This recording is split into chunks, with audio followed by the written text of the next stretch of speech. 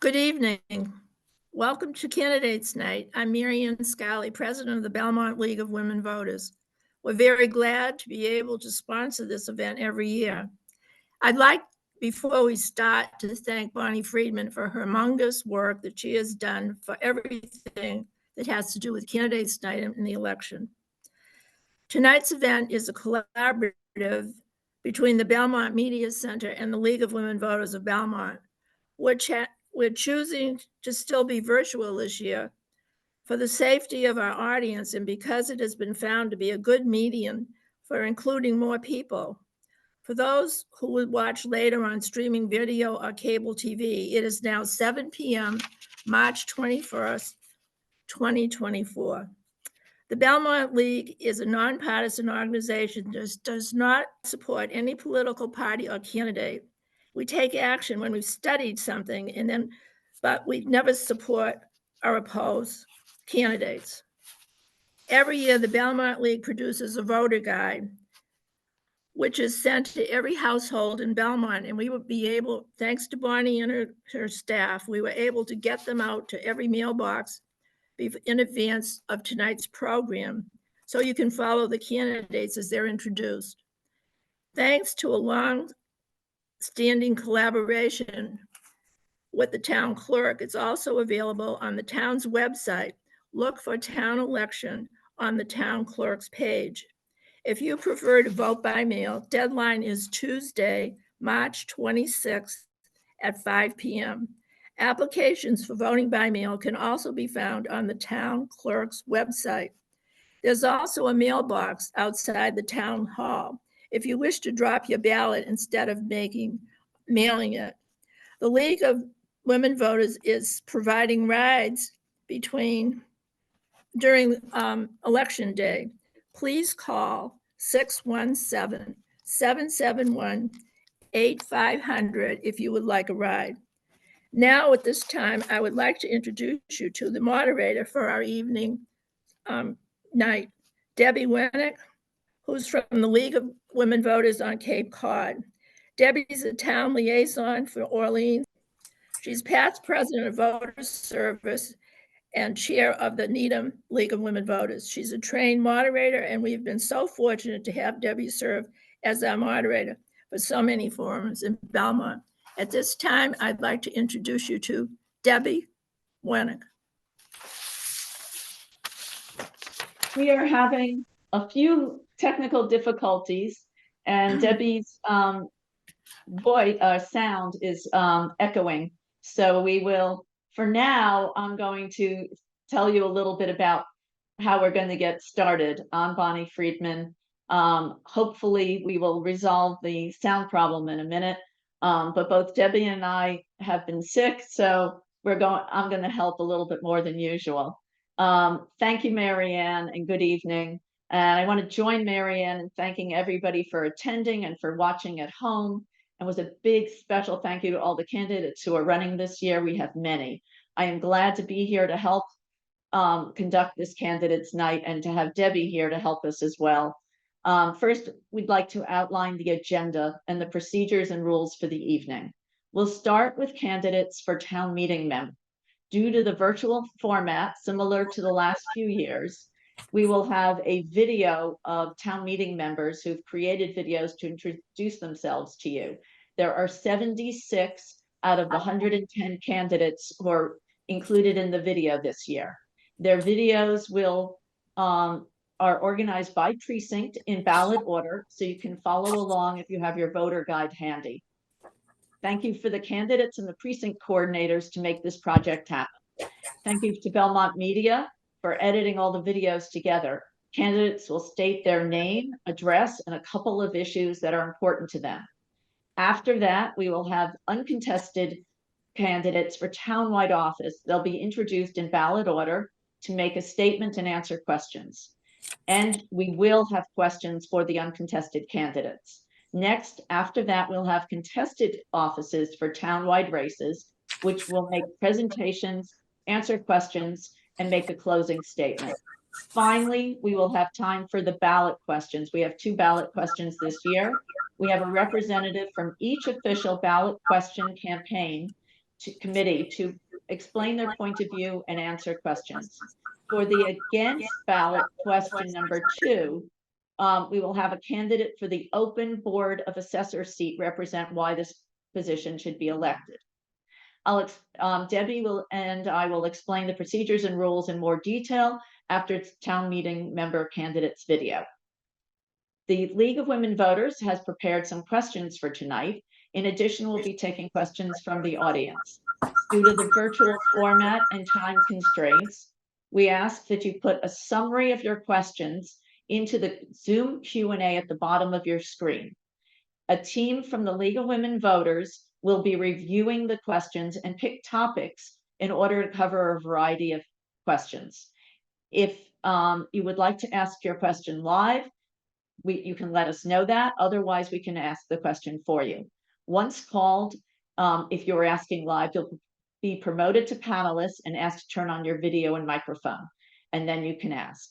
You can just submit the question, as I said, in the Q&A, or just the topic of your question. Please remember to designate which race the question is directed to, and all questions submitted must be relevant to all candidates in the race. We will probably not be able to include every question submitted given the time constraints, so we will use the Q&A to prioritize the topics based on your suggestions. The Belmont League of Women Voters has created a video timer to remind our candidates of the remaining time for their answers and statements. While the audience will not see the timer, both the candidates, Debbie and I can. The timer will change from purple to yellow when there are 15 seconds left and to red when you need to stop. We'll respectfully ask that when the time is up, please finish your last sentence and stop. Please don't keep talking. The program will end around 9:30 in order to get to all the different races on the ballot. We apologize in advance if we can't get to all of your questions. Lastly, if you're tuning in by Zoom and you want to have captions, they're now available at the bottom of your screen. To turn them on or make them go away, next to the Q&A at the bottom, you'll see CC or show captions. And if you don't see that, there might be 3 dots. If you click the 3 dots, you'll see more options. So you can show captions or hide captions there. And on most devices, you'll also be able to click to change the size of the text by clicking subtitle settings. You'll find that with the little arrow next to captions. While it's not perfect, we hope this service will be an asset for those who need it. Sorry, captions are only available for those joining us on Zoom.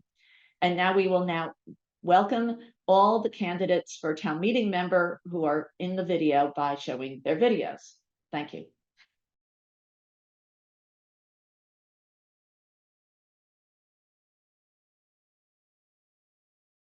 Hello, this is Precinct 1. We have 12 candidates running for 3-year terms, and there is one open 2-year seat available for write-ins. Hello, my name is Mark Carthy. I live at 21 Stone Road. 2 issues I'm interested in are good fiscal management and reducing traffic congestion. Nicole Dorn, 42 Madison Street. I support increasing funding for our schools and our services, and also finding ways to increase our commercial tax revenue and affordable housing. Hello, my name is Elisa Gardner-Tadras. I live at 16 Chenery Terrace, and 2 of the issues I care about are adding more low and moderate cost housing and ensuring the economic viability of our commercial districts. Hello, my name is Dave Lind. I live at 68 Fairmont Street. 2 issues I care most about are strong public schools and services for our seniors. Hello, I'm Holly Muson. I live at 40 Temple Street, and 2 issues that matter to me are the community path and zoning changes. Hello, my name is Henry Ogilby, and I live at 96 Taylor Road, and my 2 issues are excellent schools and traffic. Hello, my name is Emily Peterson. I live at 22 Glendale Road, and my 2 most important issues are establishing favorable zoning for businesses and adequate funding for our schools. Hello, my name is Brita Zimkis, and I live at 134 Concord Ave. The 2 issues that I care about most are Belmont schools and reducing and controlling traffic. Dawn McCarran, Precinct 1, Beckett Road, budgeting and project cost overruns. Hi, I'm Marty November. I live at 15 Godin Street. My two main issues are the fiscal health of the town and avoiding siloed decision-making. Hello, I'm Joe Wright. I live at 70 Edgemore Road. I care most about creating a progressively more inclusive Belmont, and that includes zoning policies that allow for a diversity of housing. These are the candidates from Precinct 2. We have 12 people running for the 12 open seats that have a 3-year term. We have 3 candidates running for the 1 open seat with a 1-year term. And we have 2 people running for the 1 open seat with a 2-year term. Hello, I'm Leslie Aiken. I live at 70 Evergreen Way. My 2 issues are roads and fiscal management. Hello, I am Sumner Brown at 35 Ross Road. Traffic and zoning. Goodbye. Hello, I'm Patricia Bruce at 52 Radcliffe Road, and my 2 issues are zoning and budget. Hello, I'm Ron Geiger, 27 Stella Road. The 2 issues I care about are maintaining excellence in our schools and taxes. Thank you. Hello, Belmont. My name is David Hurley, 20 Birch Hill Road, and my priorities are fiscal management and improving the commercial tax base to help fund the roads, schools, and general town services. Hello, my name is Lydia Kobler, and I live at 30 Rutledge Road. My top 2 priorities are schools and pedestrian safety measures. Thank you. Hello, my name is Anne Marie Lambert. I live at 79 Chilton Street. I'm most concerned about issues related to protecting the natural environment, especially how the town manages stormwater. Thank you for your consideration. Hi, I'm Bob McLaughlin. My 2 priorities are first, getting Belmont into fiscal sustainability, getting its expenses and its revenues aligned. Secondly, as a member of the building committee, I want to bring that project in on time and on budget. Thank you.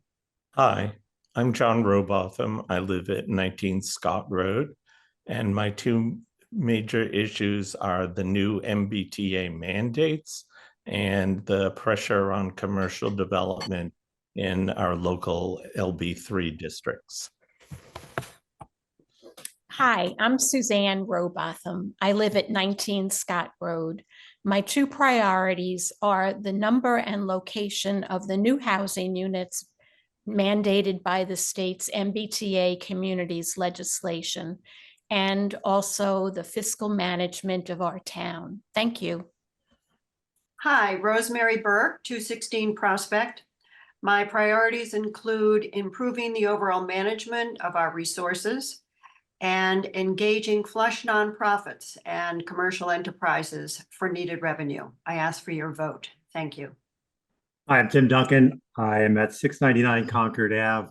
My 2 issues are getting nonprofits and schools to pay their fair share of town costs pilot and budgeting fiscal management. Hello, my name is Brian Palmer.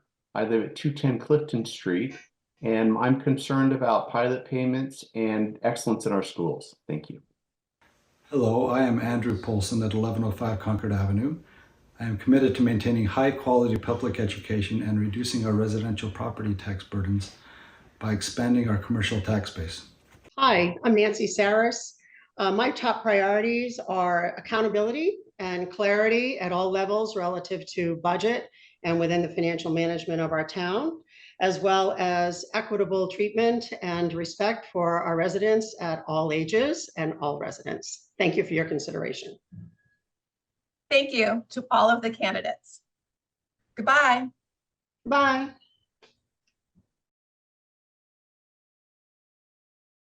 Hi, this is Precinct 3. We have 12 candidates running for the 12 3-year seats and 1 candidate running for the 1-year seat. Thanks for joining us. Hi, I'm Adam Batista, current town meeting member of Precinct 3, and I care about seniors, children, and small businesses in town. Good evening. I'm Yolanta Eckert, running for my next term as a town meeting member from 68 South Cottage Road. And my focus is on revenue generation alternatives and affordable housing. Hi, I'm Bonnie Friedman. I'm running for my 5th term. I live at 16 Hay Road, and my big issues are getting the community path built and getting more affordable housing.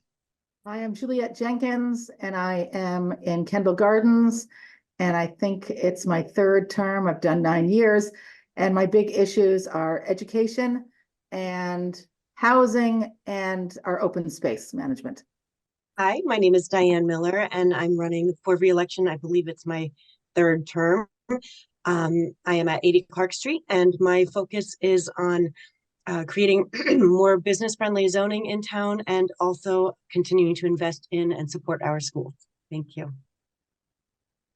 Hi, Vince Stanton, Royal Road, running for re-election to town meeting. We need to preserve the affordability of Belmont for our senior citizens on fixed incomes as the tax rate surges. And I'd like to work with other town meeting members and town leaders to accomplish that. Thanks.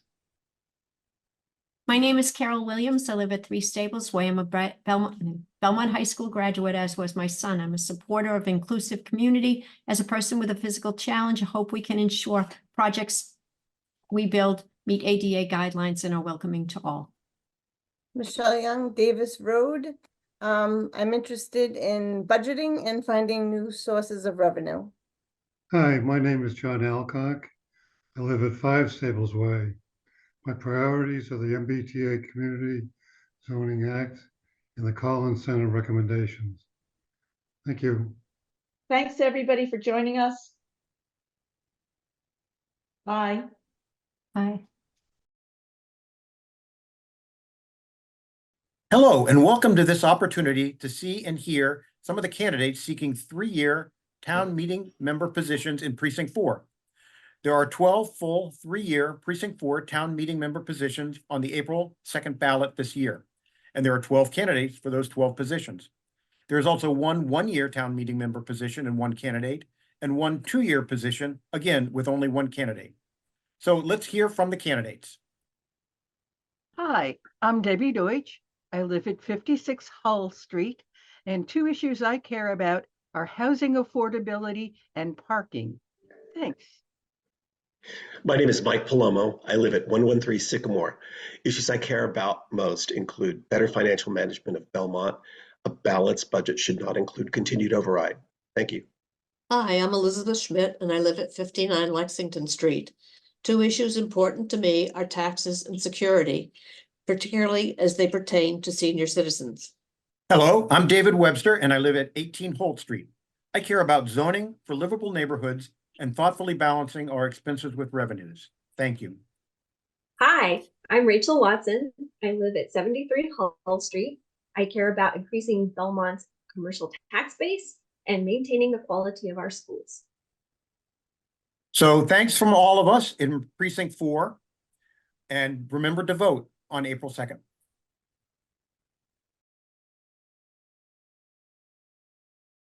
Hi, this is Precinct 5. We have 10 candidates running for the 12 3-year open seats. Hi, I'm Suzanne Bloor. I live at 37 Hastings Road. We lived in town since 1992, and our 3 children graduated from Belmont High School.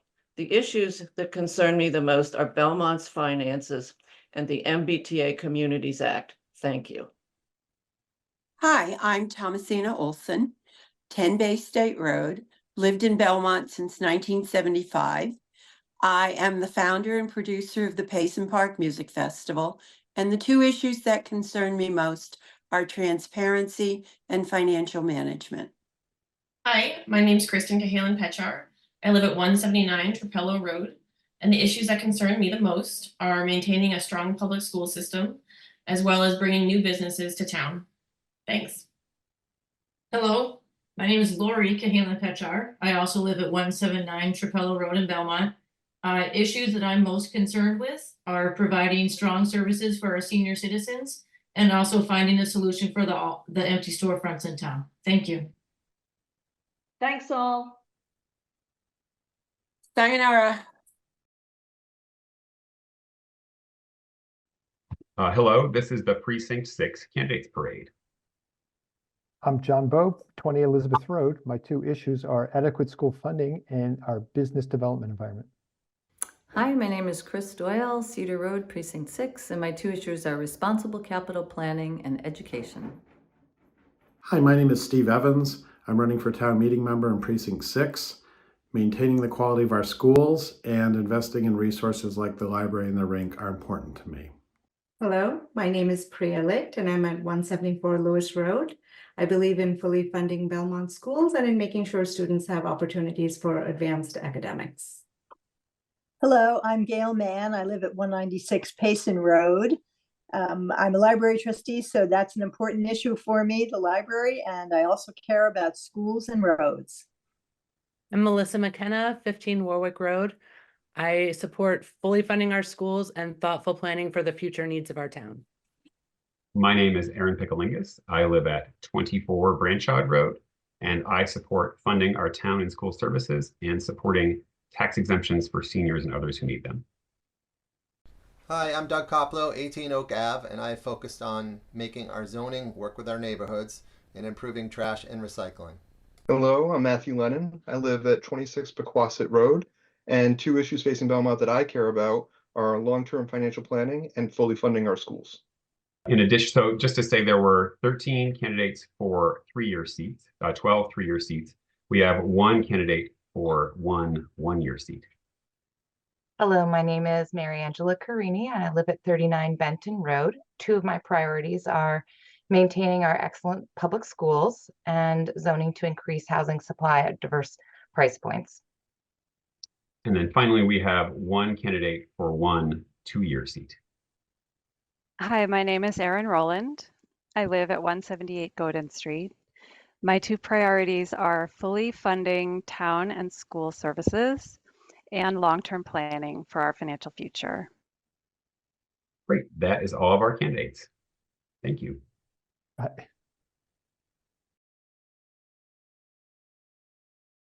Hello, Belmont. Precinct 7 has 14 candidates running for 12 town meeting seats for the 3-year term and one for the 1-year term. Let's meet the candidates. I'm Nick Handy, Precinct 7, Annis Road.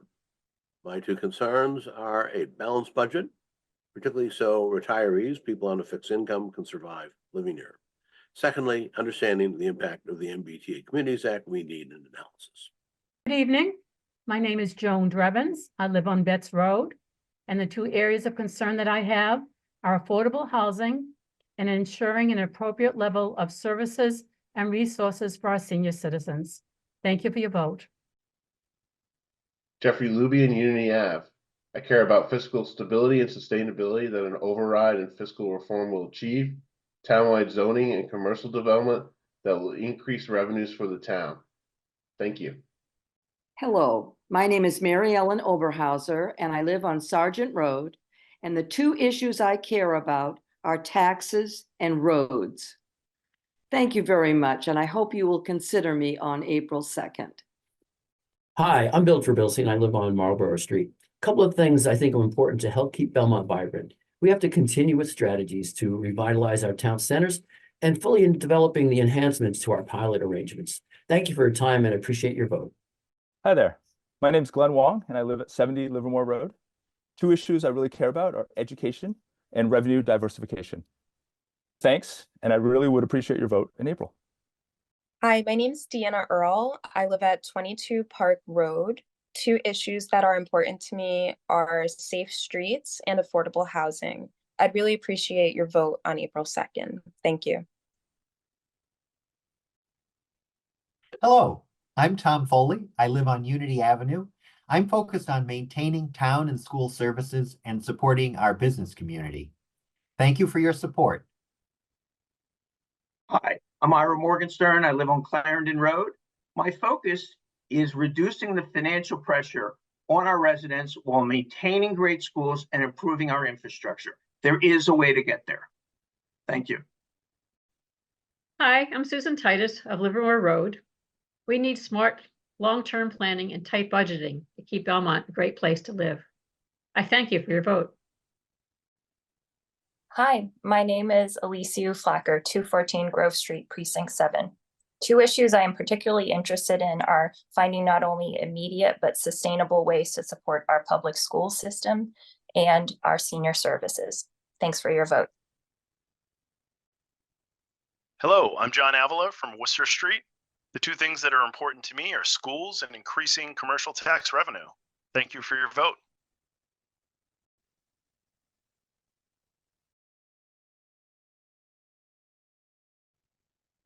Good evening and welcome to Precinct 8, where we have 13 candidates running for 12 seats. All of the open seats are for 3-year terms. Hello, my name is Carolyn Bunyan. I live at 50 Albert Avenue. Two of my concerns are taxes and roads. Hi, I'm Mike Crowley, 119 Farnham Street. I have a long interest in how our town approaches budgeting, school funding, and I believe in using town meeting to solve some of our most pressing issues. My name is Melissa Ann Urian. I live at 132 Dean Street. My issues are education and the community path. I ask for your vote April 2nd. Hi, my name is Mark Kagan. I live at 160 Claflin Street, and my two issues are schools and attracting more businesses to the town. Hi, my name's Steve Cairns. I live at 27 Sandrick Road, and I would really appreciate your vote as I advocate from everyone from the elderly to the children of the town of Belmont. Thank you. Hi, I'm Melissa McIntyre, 94 Wynn Street. There are many issues. Two that I'm focusing on are sufficiently funding our education system and Belmont's lasting economic stability. Thank you. My name is Roger Reed and I live at 62 Monroe Street. Two of my priorities are smart business growth and supporting our schools. Hello, my name is Paul Richter. I live at 119 Cross Street, and two of the issues important to me are financial stability and building the community path. Hello, I'm Mark Palillo. I live at 42 Pilgrim Road. There are many issues in town for us to deal with. I'm most concerned about addressing our fiscal 2025 operating deficit and increasing our commercial tax base. Thank you.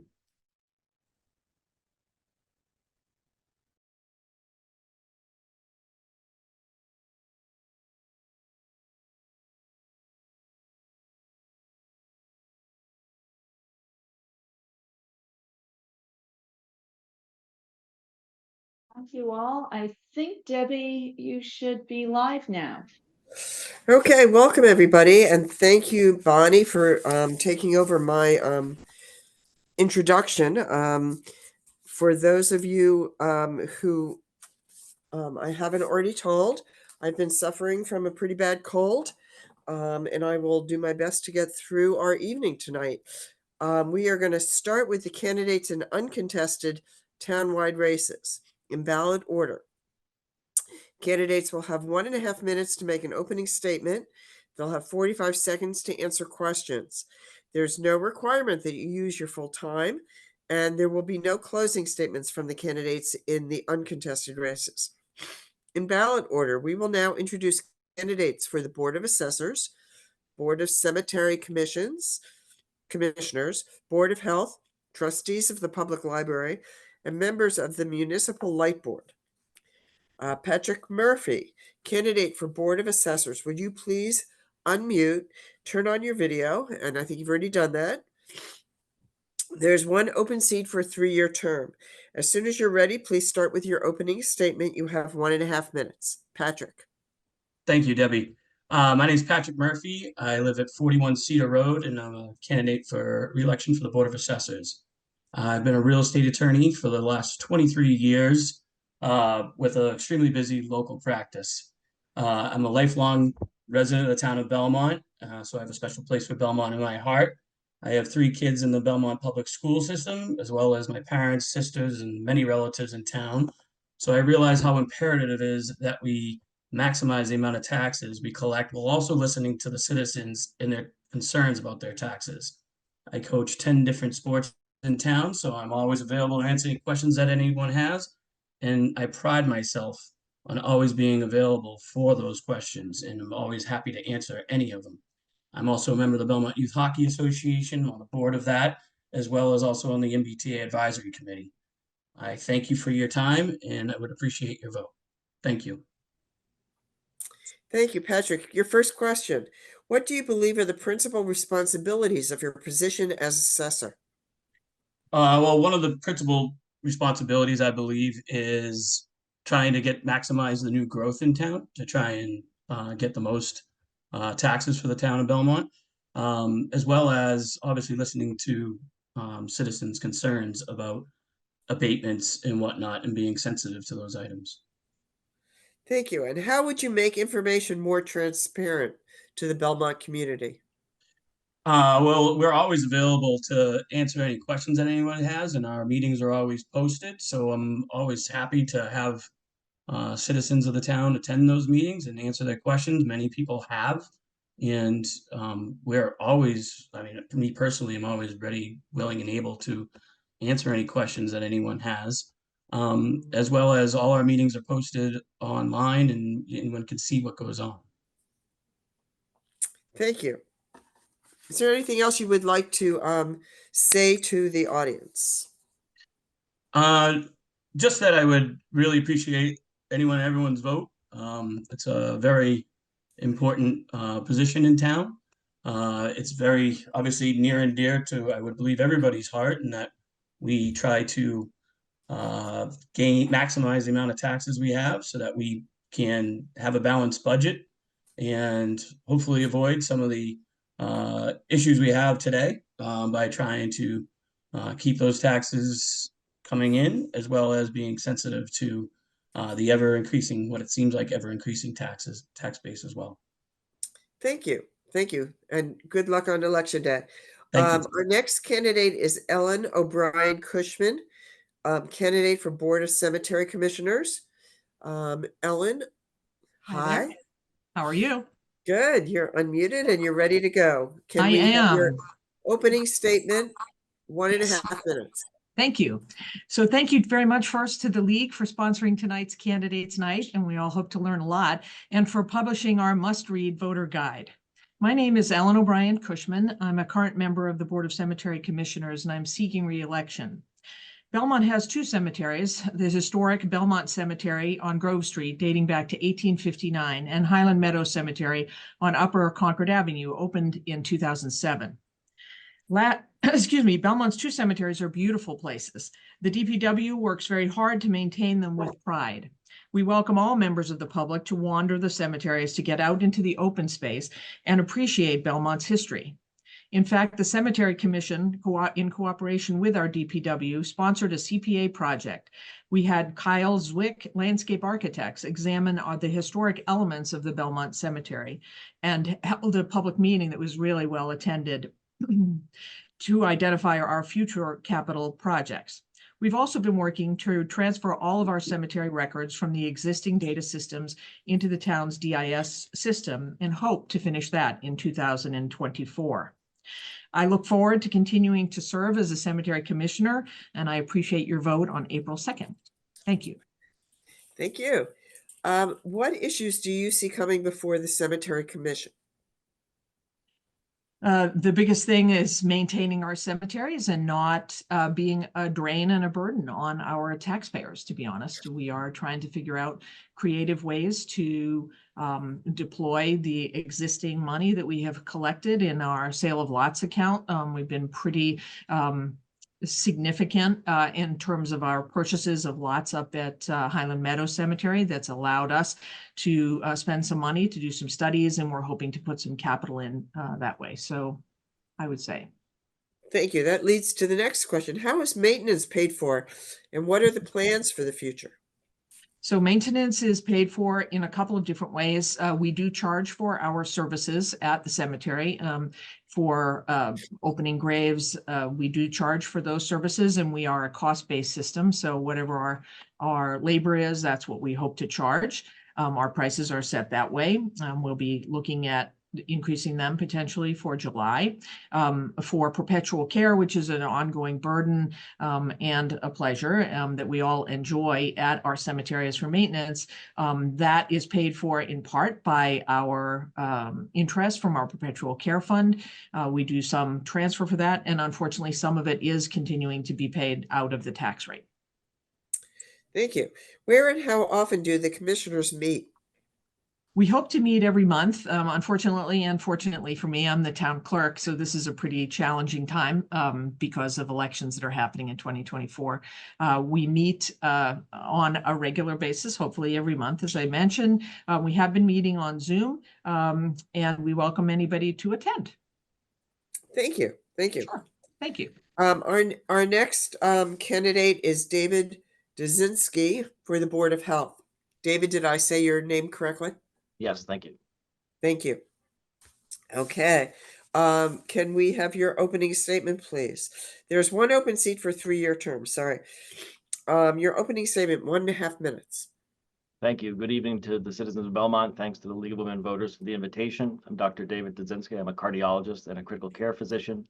I've worked at Massachusetts General Hospital for the last 19 years. In my roles there, I direct a cardiac unit and I chair quality and safety for our entire Department of Medicine. Relevant to Belmont, I've lived here also for 19 years in 3 different parts of town: Kendall Gardens, Cushing Square, and now on the Arlington border. I've been a volunteer in Belmont, particularly with scouting, 9 years straight as a den leader and 3 years with the older scout troop. Within scouting, I've had the opportunity to use public health skills, including in late 2023, serving as the chief medical and health officer for a jamboree called Mass Jam with 5,000 attendees, where I drafted the medical and health protocols, including for COVID. In July, I'll be traveling to the University of Colorado Boulder to serve as a physician in another public health role for a national scout meeting with anticipated registration of 8,000. I intend to bring to this role a diverse, multidisciplinary background, as I was fortunate to study both law and also at the Harvard School of Public Health. I'm excited to partner with members of our town, including our employees and officials in the health space, and contribute to the mission of our Board of Health. Thank you. Thank you. What are your priorities for the Belmont Board of Health? There are a number of issues that are facing the town in the specter of health. I'm not sure I've been to some board meetings, but I don't have a particular one that is going to stand out. Really, we have policing function and we have visionary function. I think some of the things that will come up include ongoing issues of respiratory viruses, the issues of dogs in our park, the issues of rats and how they're dealt with in the town.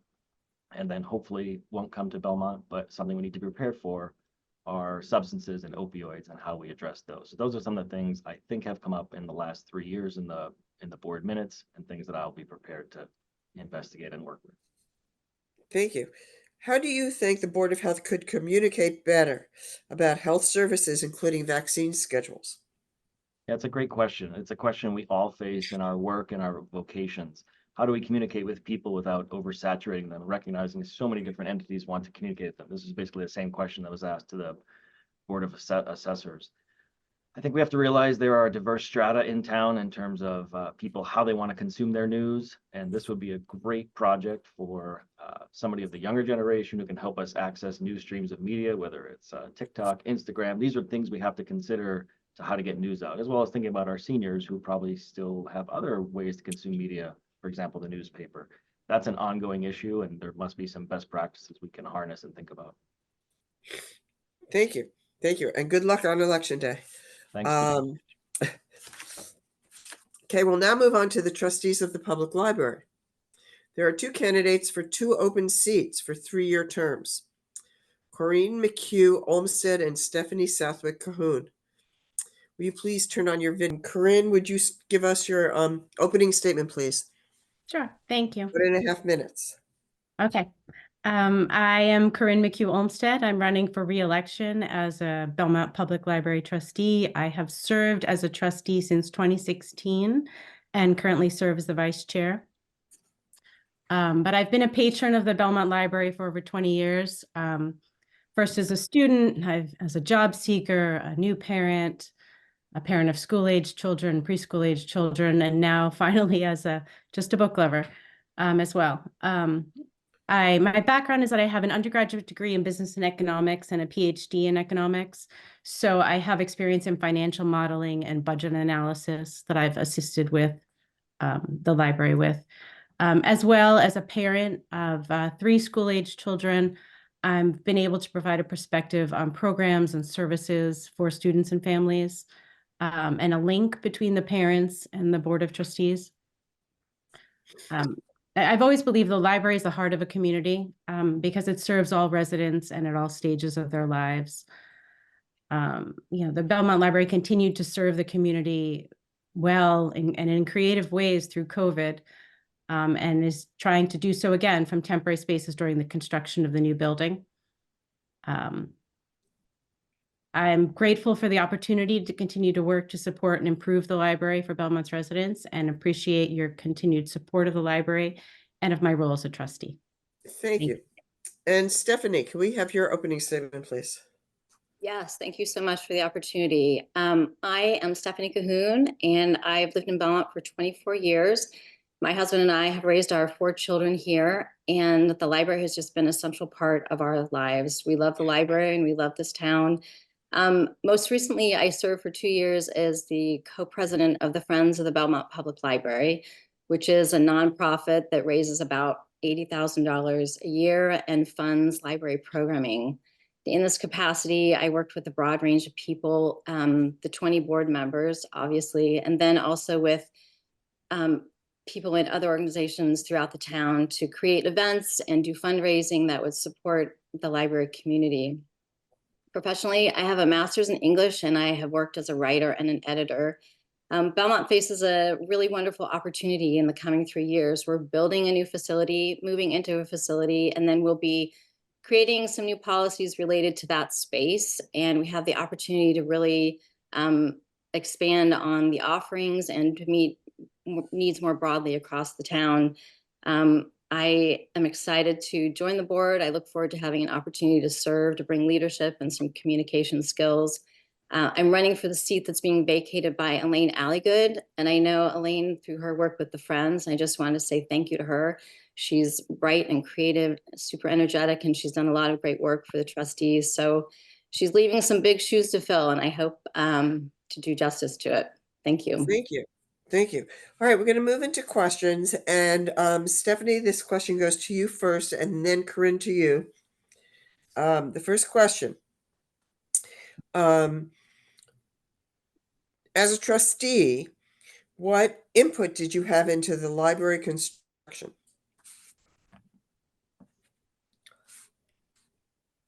So Stephanie, what would you have? Yes.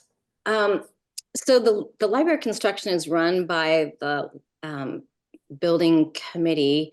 So I think probably what I would just bring is my experience as a patron and the services that I've appreciated and things that I think are important to expand. I know there's a website that's available on the library. There's a link on the library website that gives updates. So I feel like there's been a lot of input to those plans from the committee.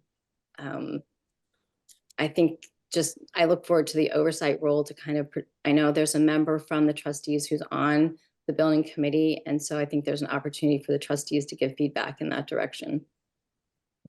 Thank you. And Corinne, the same question, please. Thank you. Yes, as Stephanie is correct. There is a library building committee that goes through the details and the plans and reaches out to the community. And we've had many public forums, et cetera. And the trustees do serve an oversight role and do have an individual, one of the trustees on the committee to provide feedback back and forth. As trustees, we try to ensure that the community's desires are taken account of. We also do some work around naming and donations, accepting those as well. Thank you. And Corinne, first to this question is to you first. How would you plan to collaborate with the ice skating rink project to alleviate congestion on Concord Avenue? So we are collaborating with the rink project to coordinate the two projects in terms of trying to alleviate congestion and take advantage of the opportunities because both projects are happening at the same time. So as far as sending large vehicles and trucks in certain directions and signage and having to have police details as necessary, there's an opportunity for some cooperation and collaboration there. so that we can get these both projects done efficiently and quickly. Thank you. And Stephanie, the same question to you. What do you think needs to be done?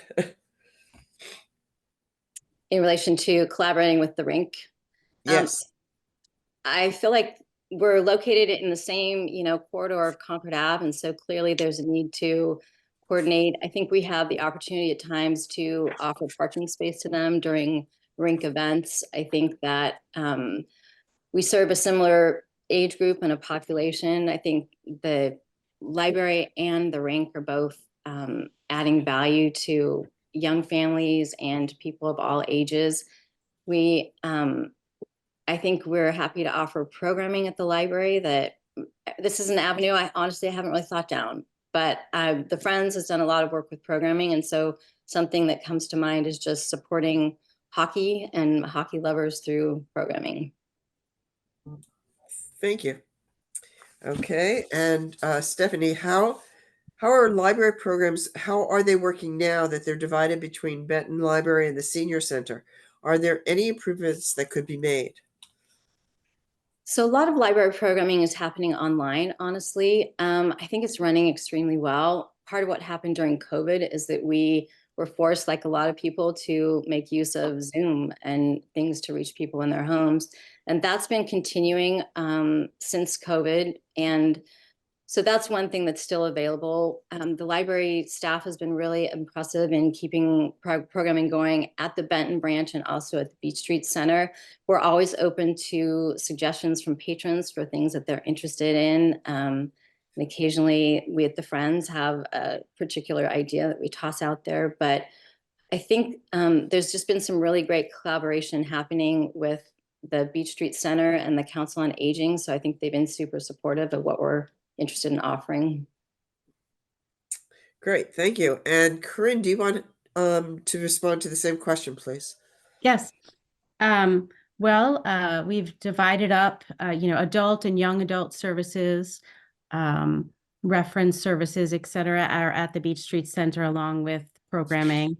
And then children's, like K through 6, are at the Benton Library. The Benton, given its location and size, has only small programming, where we have more programming at the Beach Street Center, even for some younger children, as well as off-site locations. And now that the weather's getting better, we'll be able to move back into some outdoor spaces. We collaborate with the farmers market, do story times by the Underwood Pool in the summer, things like that. Both locations have feedback oops, sorry, I'm getting no. There are feedback boxes at both locations, so people can also provide suggestions. Thank you, and best of luck to both of you. We're moving into the Municipal Light Board next. We have two candidates for 2 open seats for 3-year terms, Stephen Kleonsky and Michael McCrae. Why don't we start? Stephen, do you want to do your opening statement? 1.5 minutes, please. Sure, thank you. And thanks to the League of Women Voters for organizing this important event. I'm running for re-election to the Municipal Light Board to continue the important work that I and others on the Light Board have been able to accomplish in the past 2 years. Under the direction of the new board, Belmont Light is now considered a 100% green utility, a singular achievement. And we've been able to do this while maintaining Belmont Light's traditional excellent reliability of service, keeping the utility on an even financial keel, and keeping our rates as low as possible. We have also instituted an optional time varying rate to reduce costs to Belmont Light and to you, its customers. But much more is before us. We know that we must do our part to reduce the carbon emissions that are driving climate change. We need to continue to invest in renewable resources, continue to promote energy savings through energy efficiency programs, and encourage the electrification of energy uses, from heat pumps to electric charging stations to battery storage. I'd appreciate your vote on April 2nd. Thank you. Thank you. Welcome, Michael. Can you unmute? There you go. Great. Can you do your opening statement, please? 1.5 minutes. Thank you, Mary Ann, Bonnie, and Debbie, and the League for hosting this evening, and good evening, Belmont. My name is Michael McCrae, a candidate for re-election to our town's municipal light board. For many of us, we probably only spend a few minutes a month thinking about our electric bill. As evident by everything else on the ballot this April, we already have plenty to occupy ourselves with. So to help keep things simple, I, along with Steve and the other members of the light board, are committed to ensuring our electric utility costs remain low, our service is reliable, and that we source as much of our power as possible from the cleanest resources across New England. We're also here to support Belmont Light's rebate programs for energy efficient appliances, electric yard equipment, and clean home heating solutions. Lastly, for those who might want to spend more than a couple minutes thinking about their home energy use, please check out our new time of use program that, as Steve mentioned, the light board has helped roll out over the last few years. We are more than a town of homes. We are a community of favorite neighbors. As one of your neighbors, I'm asking for your continued support this April as a member of our town's municipal light board. Thank you. Thank you. Michael, this question goes to you first, please. Is there anything you would like to change about how the light board functions? I don't know that there is. I think that we've been incredibly effective and incredibly efficient. We're a group of volunteers. We're a group of passionate individuals, and we spend a lot of our own time and energy thinking about how to best serve the town. Steve outlined well many of the accomplishments we've made on sourcing power from clean energy resources, as much green electricity as possible. But we also take our fiduciary responsibility to the town incredibly serious. We recognize that costs are real and that costs need to remain low. And I think in combination with reliable service, we've really well achieved that, meeting the needs and the services we can also provide the actual Belmont Light department, the program with. So I will say no. Thank you. Okay. Michael, Steve, do you have anything that you would like to change? No, I think Michael's summed it up pretty well. I think the new board, which came into place 2 years ago, has done a really good job. We have a great team at Belmont Light. Craig Spinelli is the general manager, and the group that he has working for him has done a really good job. So we just need to continue on along the lines that Michael said, with renewable resources, keeping our rates low, keeping reliability high, and pushing forward. Thank you. Steve, is there what is the plan to use the time of use rates going forward? Yes, well, as I mentioned, as Michael mentioned, we have a time of use rate in place now. It's optional for people, and if anyone is interested in signing and learning more about that, they can call Belmont Light or call me, and perhaps Michael as well. And it is an effort to reduce costs to Belmont Light, which then would flow back through to customers. Thank you. Michael, do you want to expand on that at all? Yeah, I think Steve put that really well. Steve was instrumental in helping develop the time of use program along with all the staff at Belmont Light. I think we've got a great team of individuals there that have done tremendous work to develop this. For those that may be less familiar, it's sort of a program to help avoid traffic jams with electricity. And by avoiding those traffic jams, we avoid costs, and it reduces everybody's costs, whether you're a time of use member or not. It helps enable clean energy solutions. Electric vehicles benefit tremendously. I think hundreds of dollars of savings under the time of use program. Clean heating solutions, heat pumps also potentially benefit by hundreds of dollars. So more work to come, but really encourage everybody to check out Belmont Light's website and learn more about it. Thanks.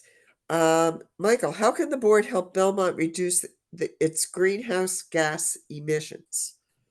I think this is one of the biggest services we can provide to the town. I'm happy to share that I think every single one of the board members, as well as the Belmont Light staff, are committed to this. We need to balance it, though, with ensuring that we do this in a cost-effective fashion. We want solutions like heat pumps, like electric vehicles, electric yard equipment, electric appliances to be the most cost-effective solution possible.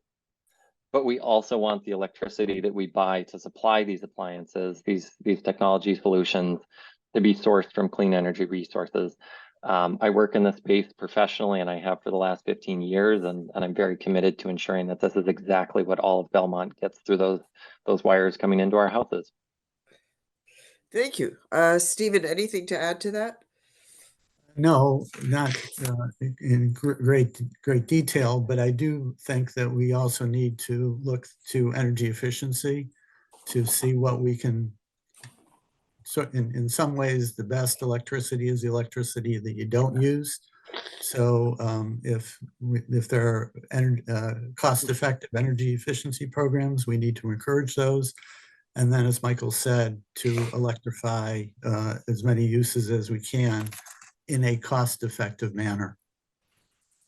Great, thank you. Steve, if every household in town converted to heat pumps and electric vehicles, would Belmont have enough electrical supply? That's a good question. I think in some sense, we have enough gross electrical supply. But if everybody converted to heat pumps on a particular street, there may need to be additional work done, additional wiring, additional service to those streets, those neighborhoods. So that is one issue as we electrify our uses. How does the distribution system, the wires and poles in town, how do they respond? Are they robust enough to handle that? Thank you. Steve, Michael, do you want to add anything to what Steve has just said about that? I think, again, Steve has made some excellent points. I think this is maybe a great opportunity to highlight two things that Belmont Light is doing. One of them is the time of use program is designed to help abate that problem by sending price signals to use power when we have more capacity, and to avoid using power when it is harder to deliver through the town, as well as through the New England region. So we've already begun to take steps to motivate people to do that. We also have incentive programs for things like home battery solutions, make these technologies as cost effective for everybody in town to buy, invest in the actual home's asset and value, and help solve townwide problems simultaneously. So yes, it's a challenge, but it's one we're well suited to tackle. Thank you. And the last question, Michael, to you first. What are the plans for the solar farm at the incinerator site? This has proved to be a challenging topic. The site itself has its own host of complexities. I think it's an area that we continue to explore. We're working with the Belmont Light or the Belmont Light program, or sorry, Belmont Light staff to develop the appropriate plan. It's a related solution. We've also been looking at battery storage technologies. I was really excited to hear on one of our most recent public light board meetings, there's also a question of, could we use electric school buses parked at that facility to enable a clean energy technology solution while simultaneously solving some parking problems for where we host our town school buses. So a lot more to come on that. Thank you. Steve, anything to add to that, please? Well, I would just add that I was excited to hear at our board meeting yesterday that the town is moving forward to remediate the site to make it suitable for solar installation. So I'm very, very eager to see us going forward with the solar on that site. And I hope also battery storage in some sense, either the school buses that Michael mentioned or a standalone unit. Excellent. Thank you both. Debbie, there was Yes. just a question added in the Q&A that we didn't get to put in your document yet, maybe I can just ask it if they Sure. have any Go ahead. information on it. Sue Bass asks, when can Belmont reuse the old Light Building in Belmont Center? So whoever was supposed to go next. Steve, you're up on that one. I'm sorry, shall I Did go? you hear the question? Yes, yes. Well, there remains a substation in that building. And so as we work to upgrade our facilities in town, which is in progress, it's a question of how long it takes for those upgrades to take place before that substation can be retired. And as of now, I think I have not heard of a specific date for when that might happen. I believe it might be several years. Michael, is there anything to add to that? I very much so appreciate the question, and I'm regularly asked, particularly walking through downtown Belmont, what's going on with that building. I think it's got a lot of historical charm and potential, but I also recognize that it's something probably a lot of people notice. My understanding is the building's got a few more years that it needs to be around, many of the reasons that Steve just mentioned. I think there's some challenging questions we're facing town-wide of where and how do we allocate spending. There's a handful of opportunities that I think we're still trying to understand what we could do with this space. Is there a way to turn it into a revenue generating location in town? What would that look like? So maybe there's some light touches that could happen, landscaping, et cetera, but really welcome input from the town on what the right solution is here. Thank you. Thank you. Thanks to both of you. All right, now it's time to move on to the candidates and contested townwide offices. Candidates will have 1.5 minutes to make an opening statement and 45 seconds to answer questions.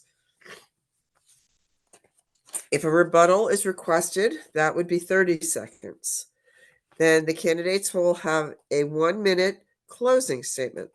We'll rotate the order speaking. We have 3 contested races this year for townwide seats. We will start with candidates for moderator. 2 candidates for the 1 moderator position. Michael Widmer and Michael Crowley. Because both gentlemen are named Michael, we will use their last names to make it clear who's speaking and who is answering questions.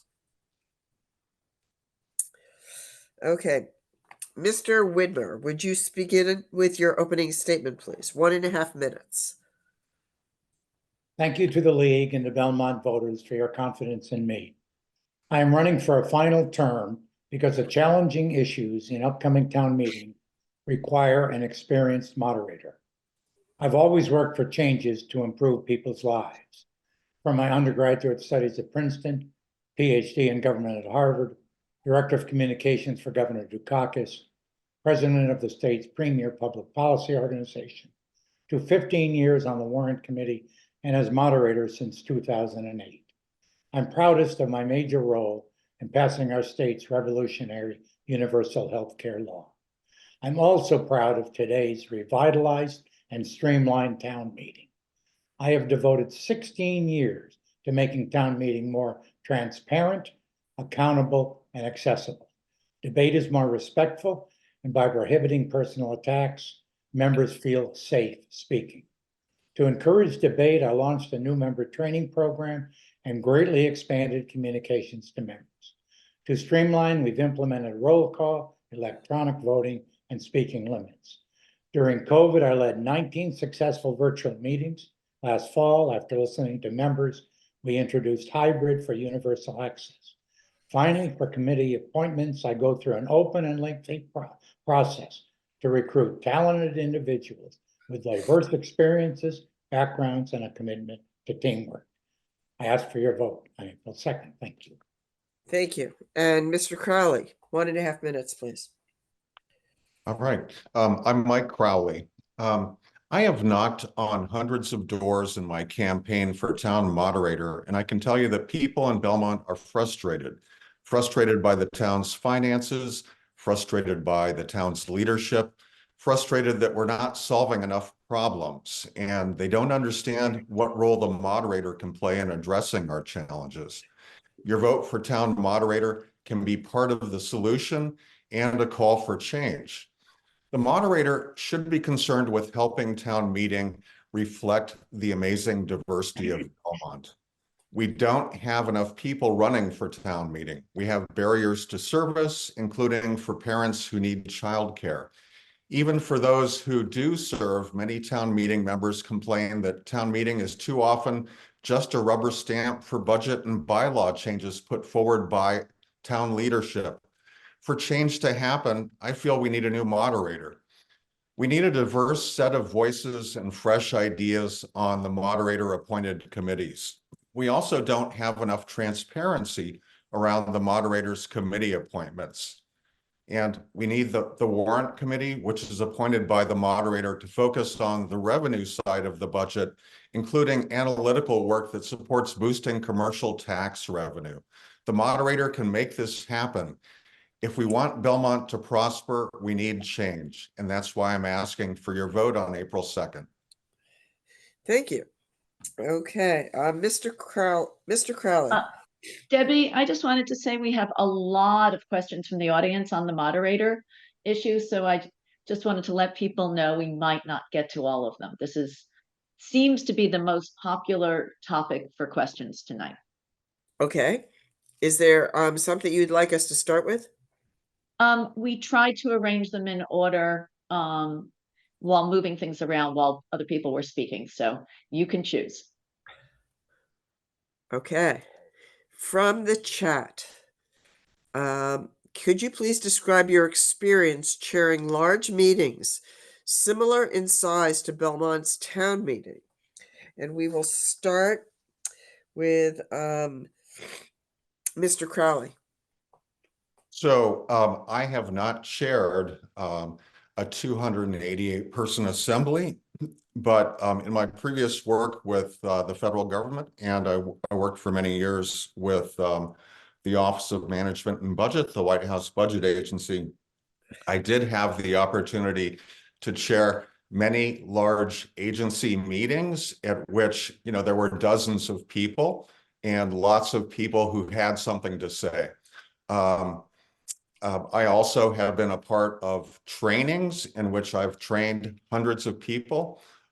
So I have absolute confidence in my ability to manage our town meeting. Thank you. And Mr. Widmer.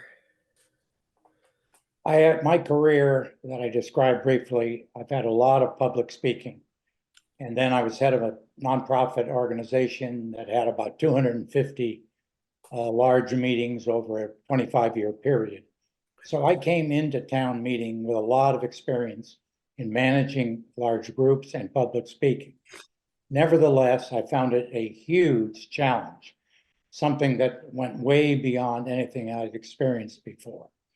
So the preparation at town meeting is enormous. I probably spend 100 hours planning town meetings.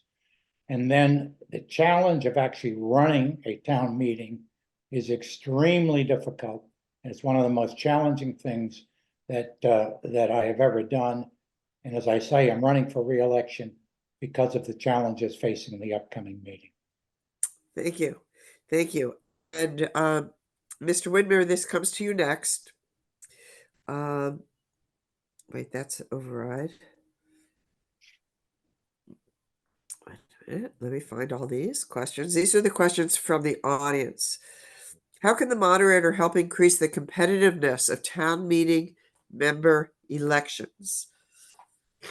I think that there's a variety of ways that one can do that. Informally, by encouraging town meeting members to run, individuals who haven't run before.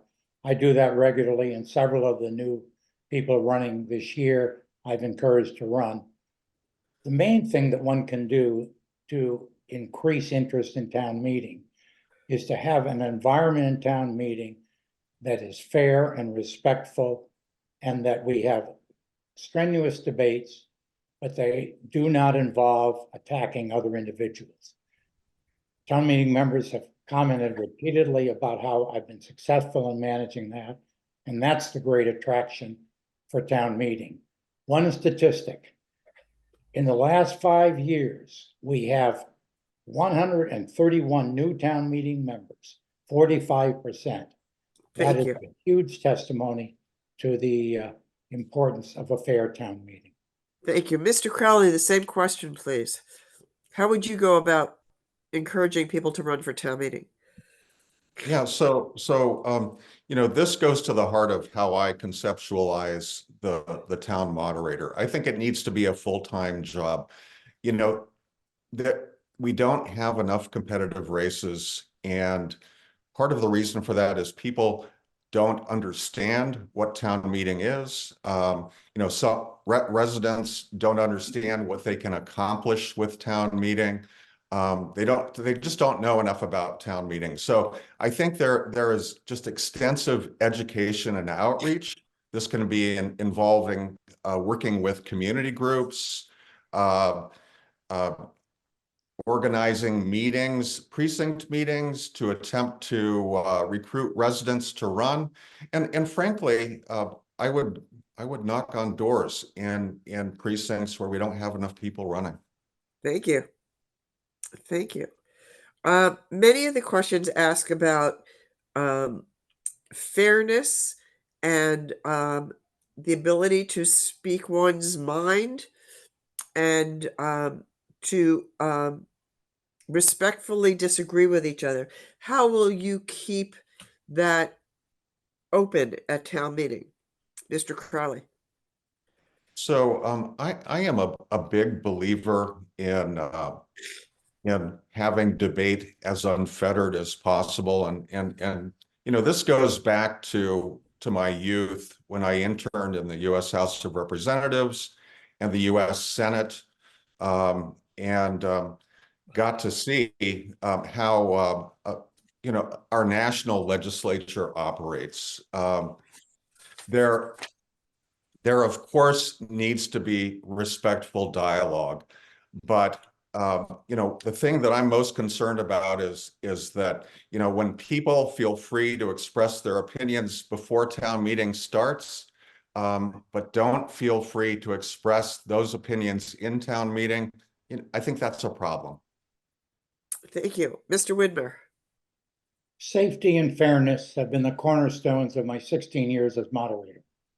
I have set clear limits prohibiting personal attacks on individuals or committees, which has enabled us to resolve countless controversial issues with respectful and civil debate. I have always encouraged open and robust debate from all sides. Town meeting members can criticize others' ideas, proposals, or arguments without directly attacking those individuals. That is a line that should not be crossed.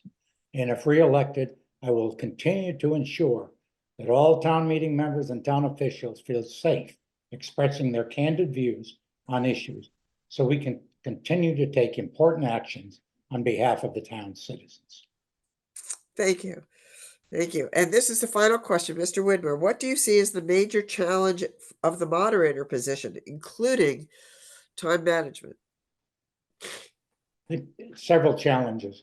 The first is educating town meeting members. I've greatly expanded communications to members, but we see upcoming very complex issues like the MBTA Communities Act.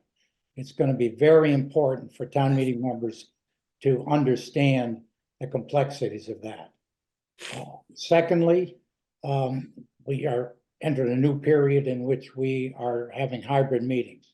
It's a huge amount of work on part of town officials.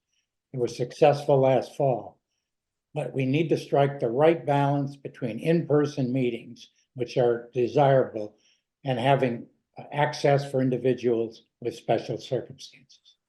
Thank you. Mr. Crowley. Can you please repeat the question? Yes. So the question was, what do you see as the major challenge of the moderator position?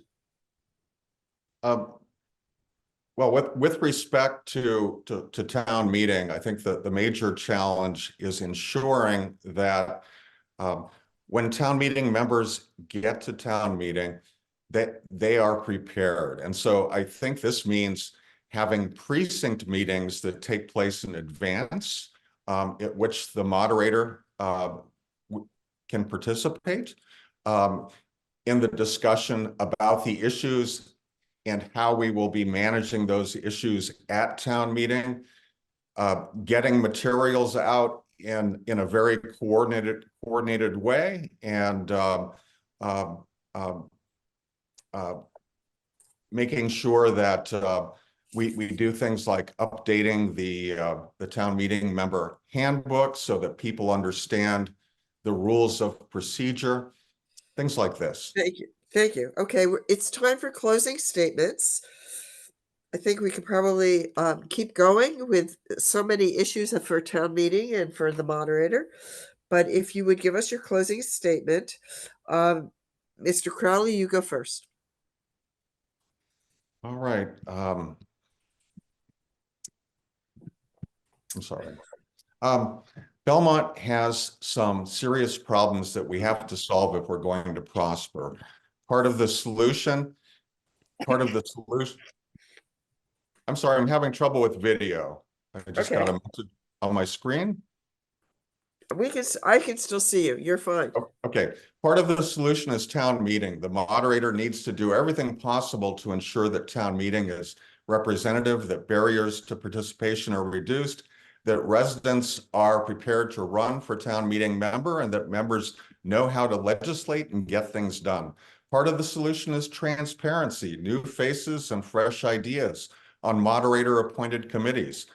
It's hard to think of anyone with such a lasting imprint on our town as my opponent. In 31 years, a member of the warrant committee, chair of the warrant committee, and town moderator appointing the warrant committee, from which almost all of our select board over the past 15 years has emerged.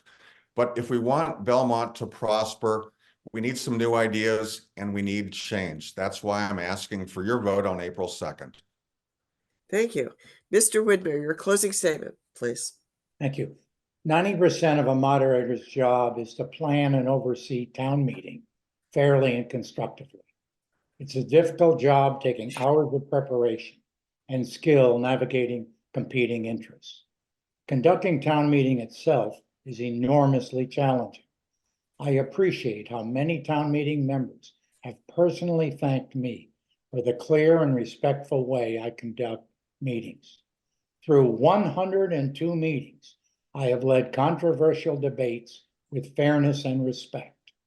The challenging and potentially divisive issues facing town meeting this year, including town finances and the MBTA zoning law, call out for someone with my experience. I have put enormous effort into the moderator's job and have always done what I believe is best for Belmont. It has been an honor serving you. Thank you for watching. I'm Michael Widmer, and I ask for your vote on April 2nd. Thanks to both Michaels. Best of luck on election day. And now we're on to the school committee. There are 3 candidates for 2 open seats for 3-year terms.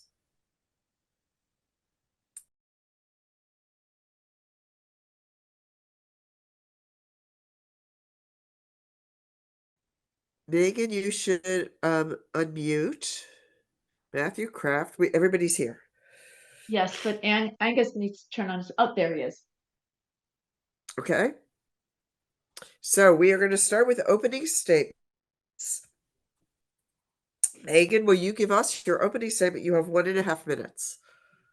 Sure, thank you. I am Meg Moriarty, and I'm running for re-election to the school committee. I'm a parent who entrusts my 2 7th grade students and their well-being to the schools every day. I'm an education professional who knows the challenges facing teachers today. I'm an experienced member of the school committee who understands our role in governing. And I was elected to the school committee in April 2021 and have served as chair for 2 years. I believe that relationships and teamwork are critical to getting things done. And I've worked with my fellow school committee members, town leaders, and state officials to accomplish many things, including getting kids back to school in 2021 in safe learning spaces, successfully negotiating 4-year contracts, securing one-time money to retain kindergarten assistants, offset unexpected tuition costs for special ed, and rent ice time while the rink is built, hiring and onboarding a new superintendent, conducting substantial updates to school committee policies, and uplifting student voices by ensuring student representation at all school committee meetings. I'm a taxpayer and a volunteer in Belmont, and I've come to appreciate Vince Lombardi's quote, "Individual commitment to a group effort is what makes Belmont work." I'm excited to continue serving our community and making our fantastic school district better than it is today. And ultimately, I want every student to want to be a student in Belmont Public Schools. Thank you very much. Angus Abercrombie, can we have your opening statement, please? Thank you. Good evening, and thank you to the League for hosting tonight and all of the work done to keep Belmont voters informed. I'm Angus Abercrombie, a lifelong Belmont resident, graduate of our public schools, town meeting member, and an education advocate at the state and local levels. I'm running for school committee to make sure the decisions and policies we're bringing to the Belmont schools are guided by a grounded understanding of modern classrooms. I'll be the only member who's been in a K-12 classroom full-time this decade, or last decade for that matter, as a student or an educator, and bring a key perspective on issues like social media, AI, and the impact of the pandemic. I'm also the only candidate who's had an article pass at town meeting. I know how to collaborate with town officials without compromising the well-being of our students and put good ideas into practice. We can't afford to kick the can down the road on issues like efficient and effective special education, investments in revenue opportunities in our school department, and collaborating with the town to provide better service within our budget constraints. I look forward to tonight's discussion of how we can advance our goals and achieve excellence and sustainability in Belmont's public schools. I thank you for your consideration. Thank you very much. And Matthew Kraft, your opening statement, please. Good evening. My name is Matt Kraft, and I believe I have the experience, insight, and commitment necessary as a school committee member to make Belmont a leading example of educational excellence for all students.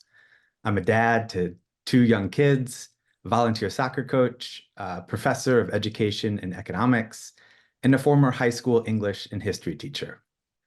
I'm running for school committee for 3 main reasons.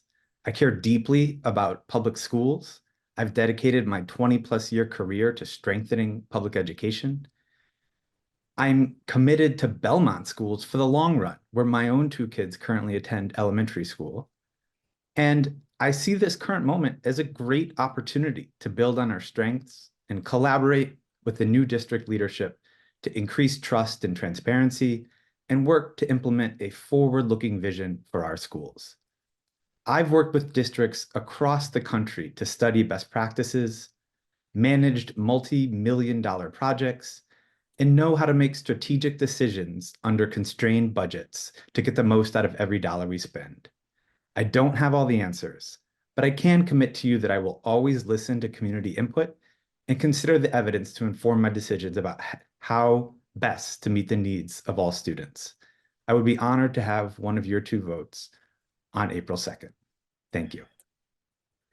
Thank you. Okay, we're on to questions. Each one of you will have 45 seconds, and we will rotate who goes first.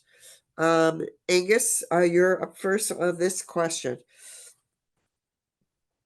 Do you support the override?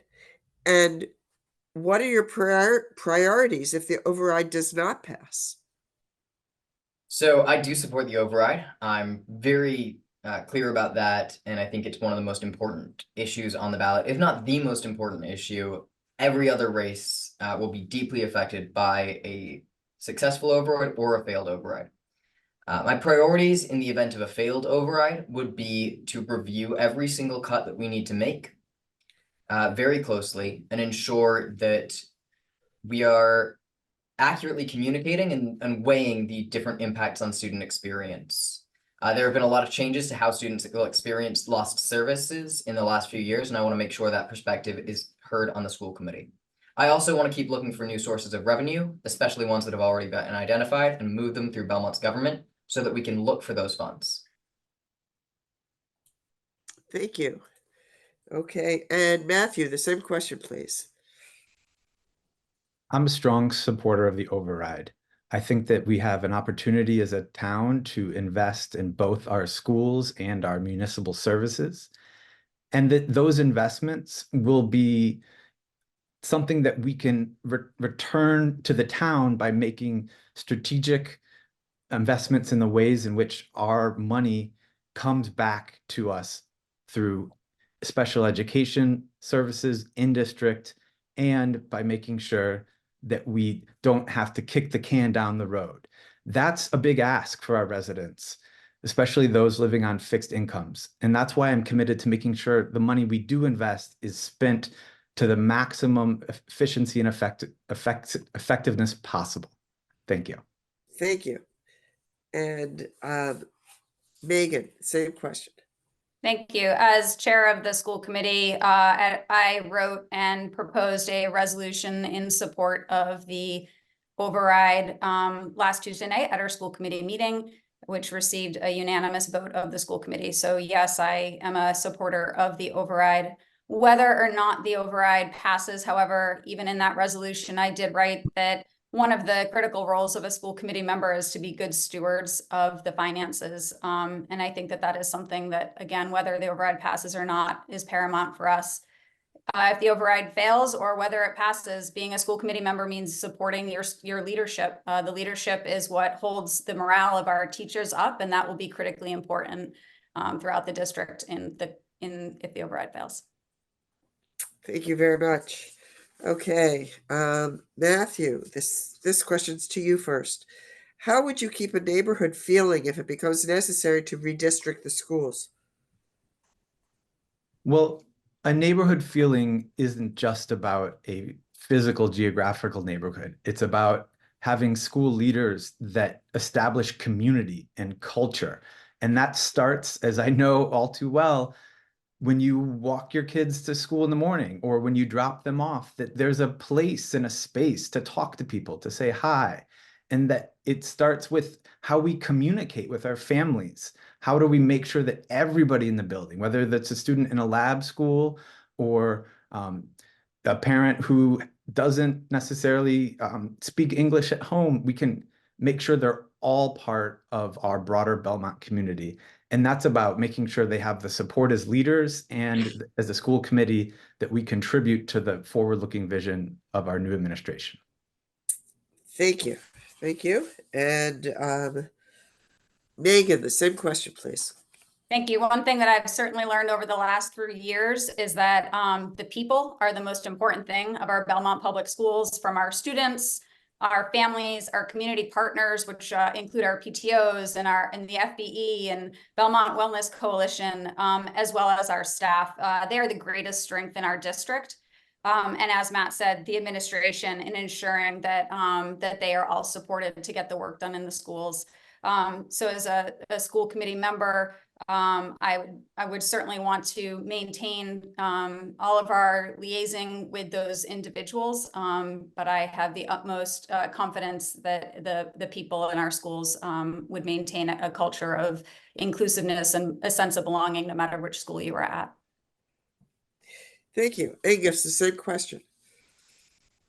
You know, when it comes to the issue of changing our school districting, it's my priority would really be on making sure that when we look at when a student has to get up in the morning, how a student's walk or bike or drive or bus route to school is affected.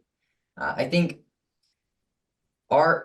we have families and students who have been incredibly resilient over the last few years, and you know, in a no override scenario, which is the most likely situation where we'd have to pursue such a plan, we're going to be asking for that resiliency a lot, but making sure that we keep the easy issues, like just getting to school in the morning, simple and painless relatively, will be a huge benefit. Thank you. Our next question, Megan, you've got the first. Special education costs are skyrocketing. As a school board member, how would you propose to alleviate the cost burden to the town? Thank you. So I don't think that that's a burden to the town. So we need to educate all of our students, and our special education students are general education students first. And they are students who need different supports from other students, but make just as valuable contributions as any of us to this world. So I think that we are in a situation as school committee members at this point where we need to be making inroads with legislation. I'll be attending a legislative breakfast on Thursday with school committee members and keep in close touch with Will Brownsberger, who of course was part of the Student Opportunity Act writing. So I think that it's legislature at this point that we need to be speaking with about the cost of special education. Thank you. Angus, the same question, please. The cost of special ed. You know, I'll start by saying that I had a good chat with staffer on the House Ways and Means Committee a few weeks ago about the potential for Chapter 70 reform. And I think it'll be difficult to get there in a timely manner to address our current budget issues. Every single student is super important to our school environments. And so the issue is that we have to look at is how do we keep students able to access those school environments and able to access all of the supports that we have. This starts with elementary level tier 1 supports, basic, making sure that students don't fall too far behind. And so we're going to invest there if the override passes, and we're going to keep looking for cohorts of students who we can serve within the district more efficiently. Thank you. Thank you. And Matthew. Thank you.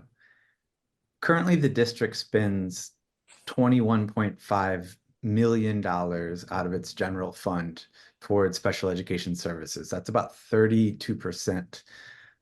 More than half of that is for out-of-district placement costs alone, and that's just tuition, but also paying for students to get to those other placements.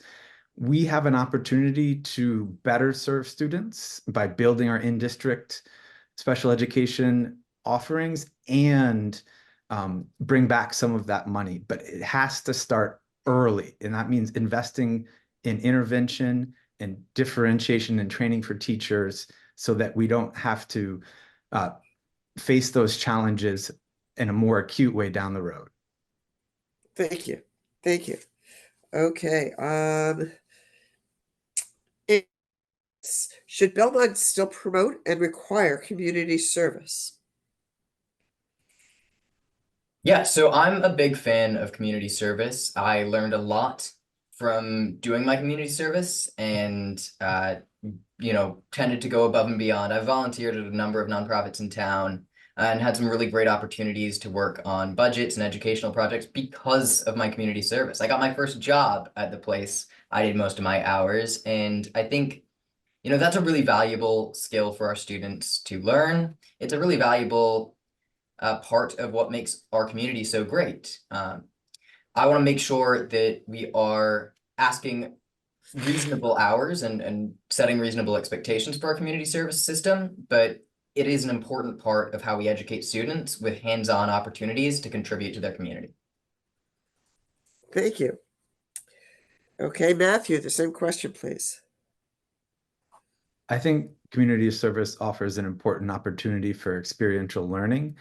And I also see it as one of the many ways in which we can creatively tap the resources and skills of all our residents, including our students, to better serve all the students in our town. We can create community service opportunities that are peer tutoring programs where our high school students are able to support each other, who might be a reading buddy for our elementary school students. And so with more planning and coordination, there's just a tremendous opportunity to both help students gain those experiences as tutors and to support our broader education initiative in early education. Thank you. This is a question from an audience member. Did I get to answer? Yes, of course you do. My mistake. I'm so sorry. Go for it. That's okay. I think it's a really important question. I think understanding the responsibility as a school district is to be educating students to be full members of a functioning democratic society. It's constitutionally why we have public education, and it's important. And I think we need healthy, well-informed, thoughtful, compassionate people who can make good decisions for the future, not just for themselves, but the larger community. And I believe that community service supports the development of those skills and attributes. Thank you. Sorry, I missed that. Okay, Matthew, you're first on this one. This is a question from an audience member. How would you handle a strike if Belmont followed Newton's lead in the event of a failed override? Yeah, this is a serious question, but you also may hear my kids running around in the background getting ready for bedtime, so I apologize for that. I think that we have a commitment as a school committee to balance our goals to make sure that we keep our schools open and serving with the highest quality education possible, and making sure that we constrain the growth of costs that we've experienced in the last couple of years, and have a balance between making sure that we invest in our educators and that we don't ask an unreasonable amount for our taxpayers. And I'm committed to doing that through finding common ground and building relationships. Thank you. Megan, same question.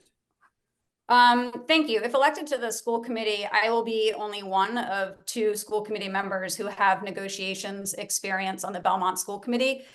We also have a new superintendent who does not have that experience. So I think it's critically important going into the next negotiations that we have people with experience and consistency.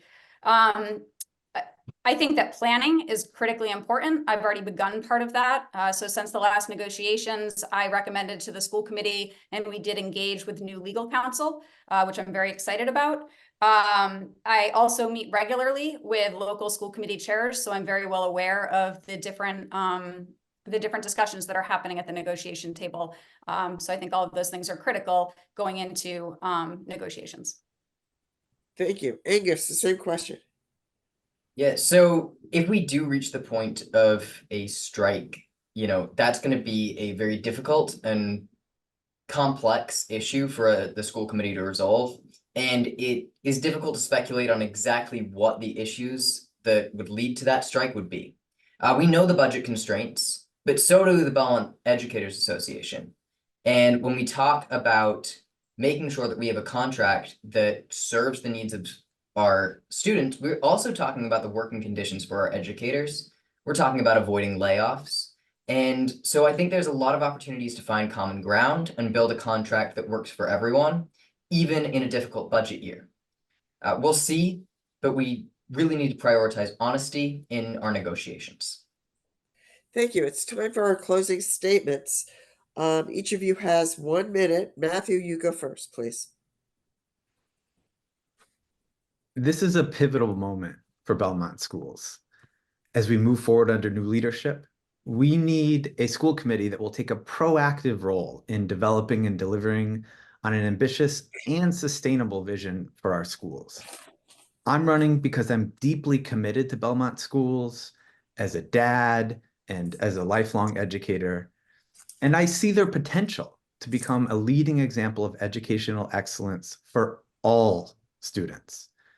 My 20+ years of experience studying K-12 education policy and working in public schools gives me the perspective to know what's possible, because I've worked in all these other contexts and have seen their best practices. Let's build on that shared commitment to educational excellence and work together to make sure all students are supported to succeed while getting the most out of every dollar we spend. I would be grateful for one of your 2 votes for the school committee. Thank you. Thank you. Angus, your closing statement, please.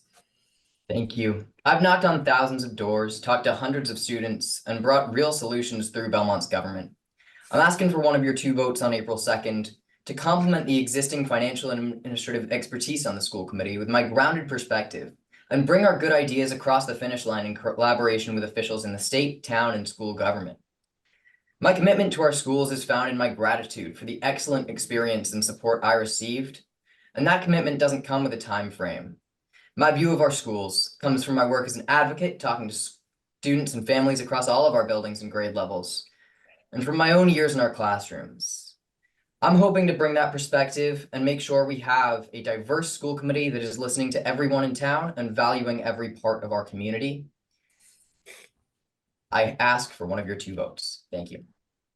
Thank you. Megan, your closing statement, please. Thank you. I just want to say it's so heartening hearing everybody. It's just great to hear people wanting to get involved. This election will determine the direction of the Belmont Public Schools for the next 3 or more years. If the badly needed initiatives and reforms that have just begun under new administrative leadership will have the opportunity to come to fruition. Belmont needs a committee that stands behind this administration, that knows the job of the school committee, and that is focused on implementing a new strategic plan that serves all of our students. I work tirelessly to be a strong advocate for our students, and I'm pleased to have been able to bring in much needed one-time funds that serve students throughout the district. Ensuring that we completed a full search for superintendent during an unprecedented year for districts throughout the state seeking to hire superintendents was something which I strongly advocated for.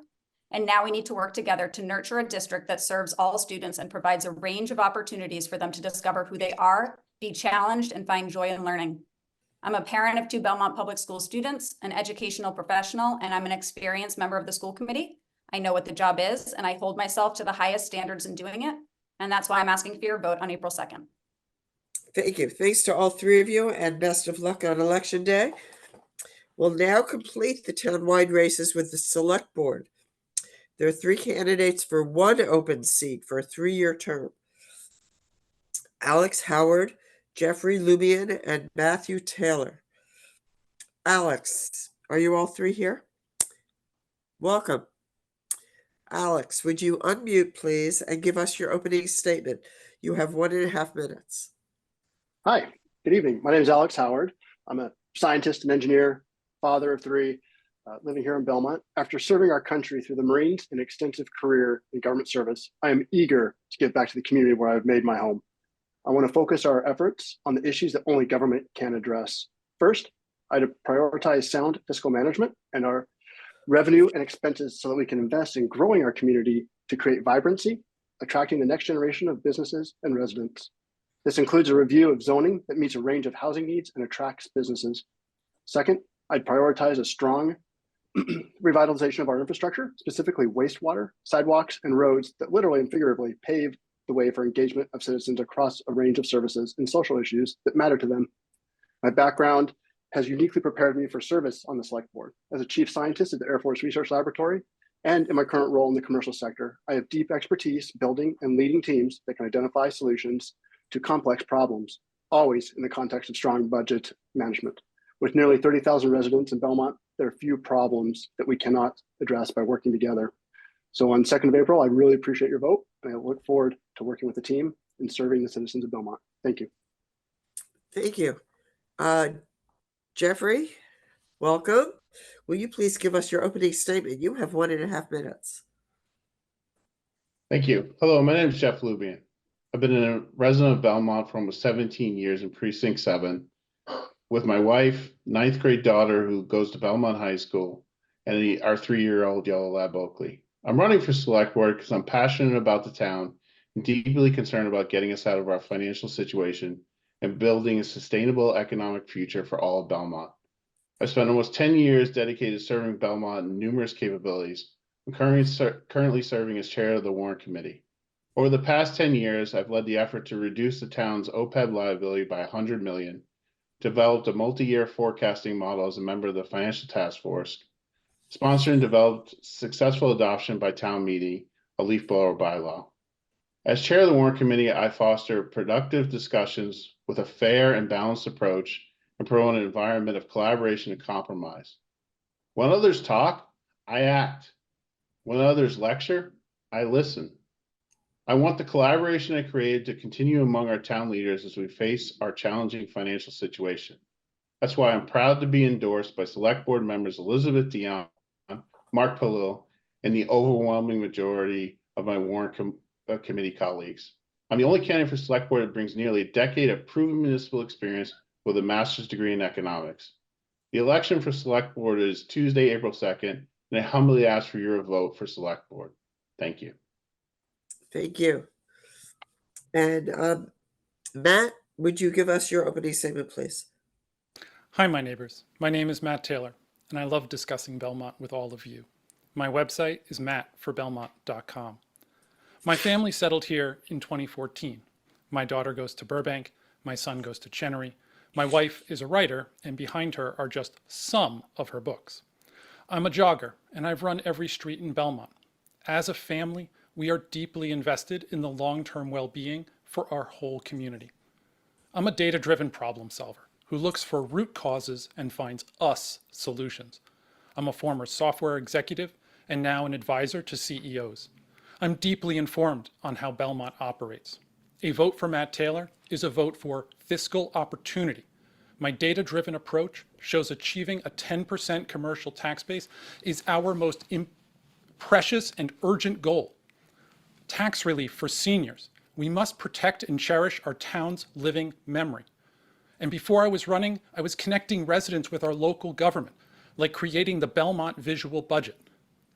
I'm endorsed by the majority of the school committee because I'm bridging our most painful and self-fulfilling tension, where we talk about the municipal side and the school side as if they were at odds. But this is an us issue. Belmont wants schools that do an excellent job educating all children, and we want excellent community around those schools. I am bridging this gap, and we urgently need it on the select board. I'm Matt Taylor, and I ask for your vote. Thank you. Thank you very much. The first question, you each have 45 seconds. We're going to rotate, and Jeff goes first on this one. Do you support the override, and what are your priorities if it does not pass? Yes, I support the override. I fully appreciate that it is a big ask of the residents, but it is desperately needed. We're in a situation where we need at least $7.4 million to maintain the same level of services and keep the lights on. If the override fails, that's going to be a significant challenge. There's been proposed cuts in much detail for fiscal 25 and a higher level for fiscal 26. If it fails, we need to sharpen our pencils and make tough decisions and do what's best we can with the finances we have.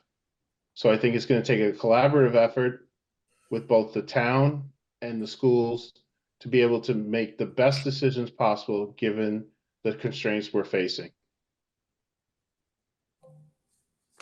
Thank you. Okay. Matt, same question. I support the passing the override, and I hope our residents will pass it. I'm very empathetic that this is a big ask, and our residents experience debt exclusions and overrides in much the same way. Before I was running in November, I re-advocated for senior tax relief because the conversation had been deprioritized on the warrant committee just when I thought it was most important. I will also have kids in the schools for many years to come. So as we navigate these difficult decisions, these challenging questions and decisions will be happening to my family too. And I feel that deeply. And we're going to need communication and outreach and a dialogue that keeps you in the loop more than ever. And I offer you that choice, and I ask for your vote. Thank you. Alex, the same question. Do you support the override, and what are your priorities if it does not pass? So this isn't the first time that Belmont has needed an override. We didn't get here overnight, but we are here now. I'm reluctantly in favor of passing the override because no one really likes to increase taxes. But here we are. And without an override, funding for essential functions will be at risk. Belmont schools, for example, are a source of our pride, and our entire community benefits from the rich vibrancy of the next generation that wants to make Belmont their home. Effective emergency response and programs and services, especially for seniors, are also critical to the functional community. It may sound simplistic, but it's important to be disciplined about our spending so that our rate of expenditures don't outpace our rate of revenue growth. So we ended up here. Additionally, there are ways to apply a best value approach to projects rather than a lowest bid approach, which ultimately will be more fiscally responsible. Thank you. Thank you. Okay, the next question. Matt, you're up first on this one. How do you propose to get Belmont citizens support for the MBTA community zoning changes to meet new state requirements?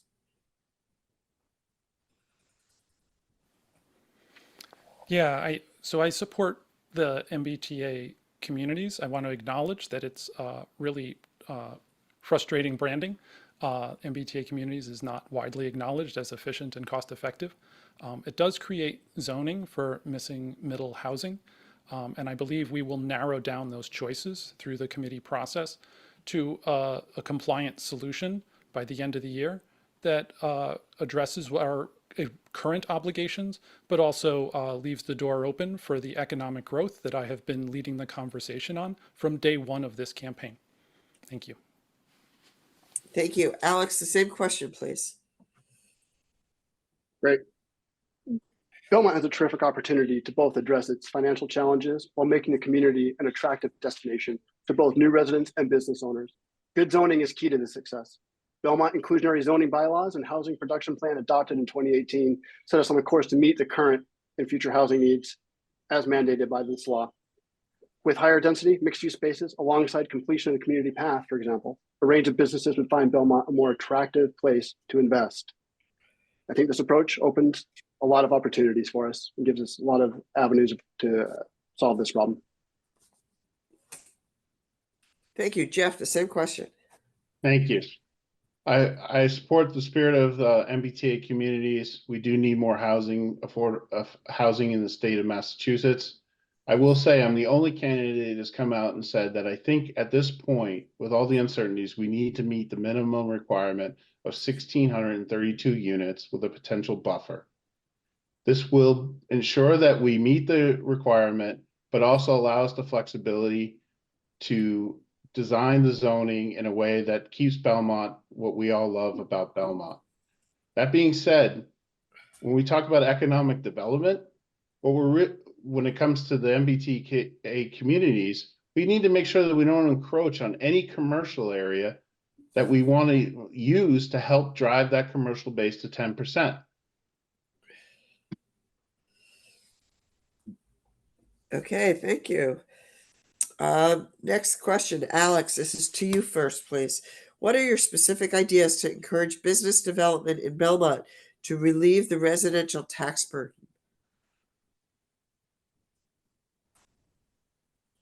Great question. Similar to previously, I think the multi-use, high-density facilities with zoning updates is critical. For example, along the community path, I think that approach opens the options to apply a smart growth overlay zoning districts, which could help the Belmont leverage funds from the Smart Growth Trust Fund. Pure communities that have invested in those kinds of initiatives have seen growth in commercial tax revenue. We also need to streamline the process by which businesses come to Belmont. When government sets the conditions that are favorable to businesses, I believe that we can hit the 10% tax revenue and beyond. Thank you. Jeff, the same question. What are your specific ideas to encourage business development in Belmont to relieve the residential tax burden? Thank you. I think we all agree we want to increase the commercial tax base. But the challenge is not the work. There's been a lot of work already done by various committees, the Economic Development Committee, the Vision 21, and the Select Board. And currently there's an economic impact analysis being chartered to understand how we can promote commercial development and promote Belmont. What it is going to take is leadership to push these things through, to be the advocate as a Select Board member, not only for the other boards and committees, but mostly for the residents. One of the biggest challenges we've had with commercial development is getting buy-in for the residents. And we need to show the value of commercial development so that the residents understand that this is the right move we need to take going forward. Thank you. Thank you. Matt, the same question, please. I love this question because it's how I began my campaign in December. And I found the 10% tax base threshold. I packaged up the data, I sent it to the Select Board, and I said, we should tell everybody. And here I am. I'm glad that the 10% tax threshold can frame things as an us goal and an us opportunity and our best path forward. And this idea that I have put forth from the beginning of my campaign has to win, and it has to follow through because it enables our brightest future. If you go to mattforbelmont.com/vision, you can see 14 principles and ideals that I have laid out around this.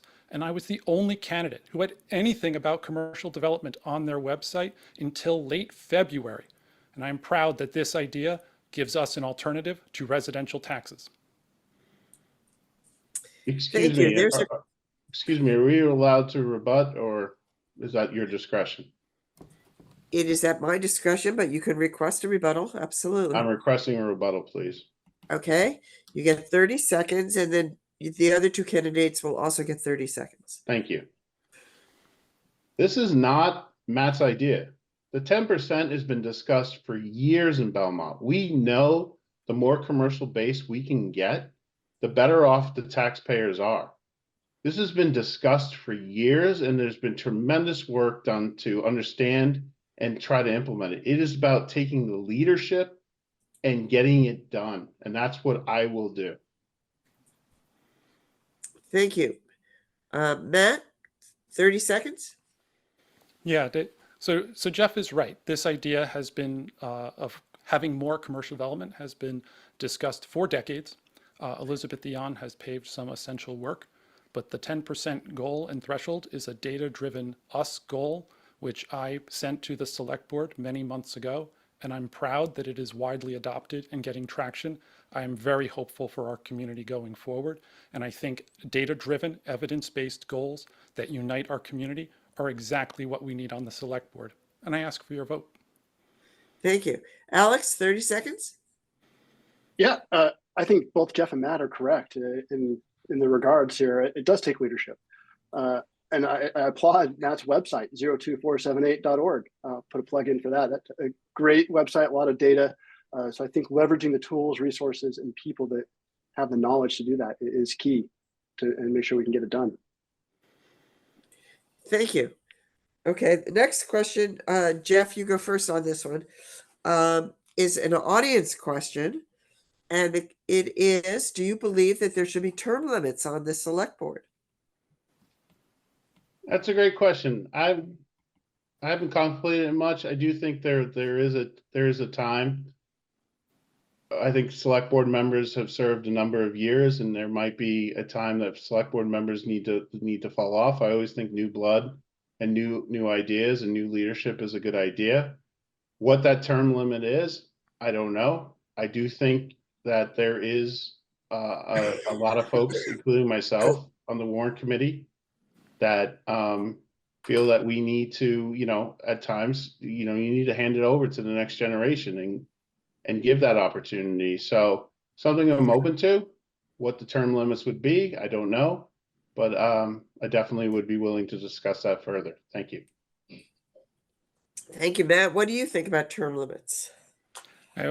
So Mark Polillo has served 4 terms on the select board, and I think he's done an outstanding job. He's someone that I spoke to over the summer when I was considering running for select board. This isn't an issue I see us having in Belmont yet, but I appreciate how Jeff put it. I think it's something that I'm open to. Right now, I recognize that being on the select board is a full-time-ish job that is really a whole family, whole household commitment. And I'm grateful to my family for supporting us trying to step up in this way. And, I've stepped back for my career to really devote my time and focus to Belmont because we're so important and these decisions are so important. Thank you. Alex, the same question. Term limits. Along with Jeff and Matt, I haven't really given a lot of thought. It's the first time someone's actually asked this question, but yes, I would say I am in favor of term limits. To what that extent is, I don't know. It doesn't seem to have been an issue in Belmont's history of someone, longstanding, for many, many, many decades. But I will say that term limits are great because it does offer a fresh perspective, unique approaches. We can't just keep doing the same thing we've always done and looking at the problem the same way. So in that regard, we can leverage, we get the experience for having many terms from someone, for example, but then we can also turn over and get the new, fresh perspectives in there that we need. Thank you.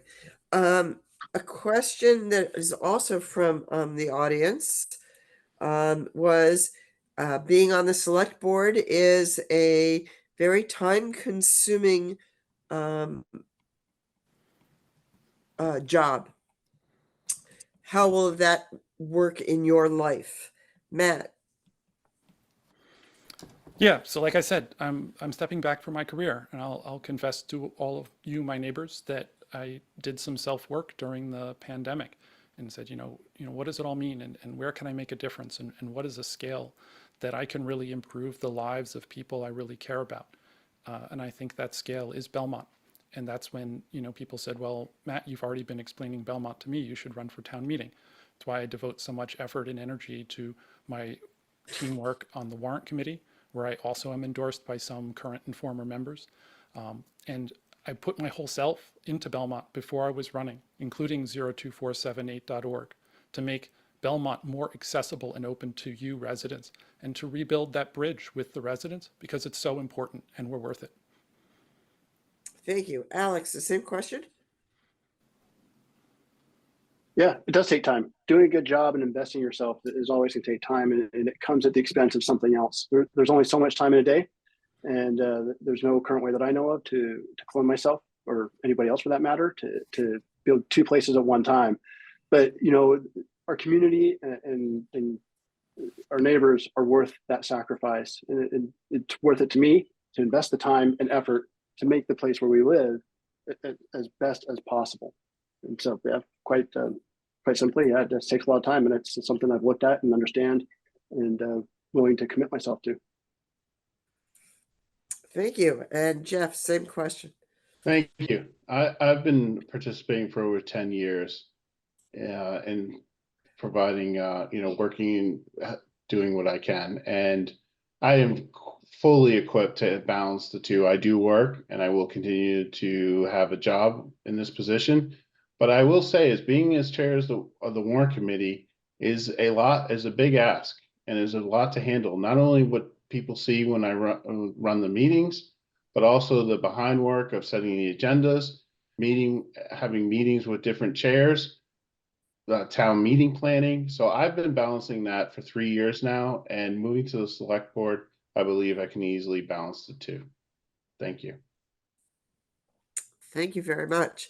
Okay, it's time to move to closing statements. In the reverse order of our opening statements, you have 1 minute each, and Matthew, you go first. Hi, my neighbors. I'm running for select boards to give us residents a choice, to say, I would like the next 10 years to be a bit better than the last 10 years. I offer you a data-driven, action-oriented approach to grow the pie and a 10% commercial tax base. I offer you a relationship and a communication and outreach which keeps you in the loop. I have executive experience, and even before I was running, I worked with a wide range of residents and volunteers to make Belmont a better place, like when during the moderator debate, I helped residents connect over hybrid town meeting. I built the Belmont visual budget. But as someone who is bridging the gap that we feel with our local government, and that tension we feel between our municipal departments and our schools, it is so urgent that we have that bridge on our select board. My family is deeply committed to the long-term well-being of all of Belmont. And when we face difficult decisions, you will have my ear. When we make decisions, as a parent who will still have kids in our schools, those decisions happen to my family too. And this is the moment where we can heal these relationships. My name is Matt Taylor, and I ask for your vote. Thank you very much. Wait, I've lost my script. I'm so sorry. I've been suffering from a bad cold. My brain is not quite functioning. No worries. Jeff, Yeah. Jeff, closing statement. Thank you. I'd like to thank the League of Women Voters for hosting, and to all of you for watching. We're about to make some big changes in our town, and our residents need transparency and to be part of the decision-making process. As your next select board member, I will represent everyone and continue to fight to place Belmont on sound financial footing. I'm committed to leading the charge to create long-term plans for our sustainability with room to grow wisely. I want to ensure that Belmont remains a town we all love to call home. I'm the only candidate for select board who has already saved the town vast amounts of money, steering us toward fiscal responsible future. I bring a decade of proven municipal experience with a master's degree in economics and 25 years of executive leadership. And I'm the only candidate with great working relationships for most areas of Belmont, with most of Belmont. I'm the only one, and the only way that we can go together in the best direction is to do it together. The Thank you. election is select board is April 2nd, and I humbly ask for your vote. Thank you. Thank you. Alex, your closing statement, please. Yeah, thank you again for the opportunity tonight. Again, my name is Alex Howard, alexforbelmont.com. I appreciate everybody's time. And if anything, going through this process for the election of select board, I have had a great opportunity to meet my neighbors and learn so much about Belmont, stuff that I didn't know before, and stuff that I have piqued my interest and definitely makes me confident that I have chosen the best place to live and raise my family. I will tell you that my experiences through my military and commercial sectors, through making complex decisions of consequence, will help me in leading with the other members of the select board and the town to make the right decisions and the most efficient and effective decisions to help get what we need done. They may not be the easiest decisions to make, but we need to make them. And especially with the issues of an override, we have to make sure that we're not coming back time and time again. Let's make this the last override request. Again, I appreciate your vote on the 2nd of April. Thank you.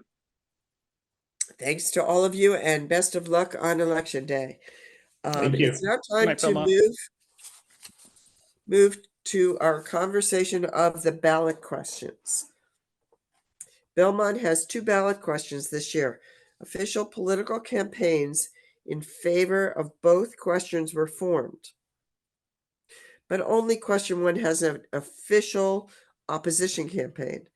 After much consideration, the Belmont League of Women Voters decided that we could invite the incumbent candidate for Board of Assessors to speak on behalf of the opposition, because he knows the role of the Board of Assessors and cares deeply about whether this ballot question passes.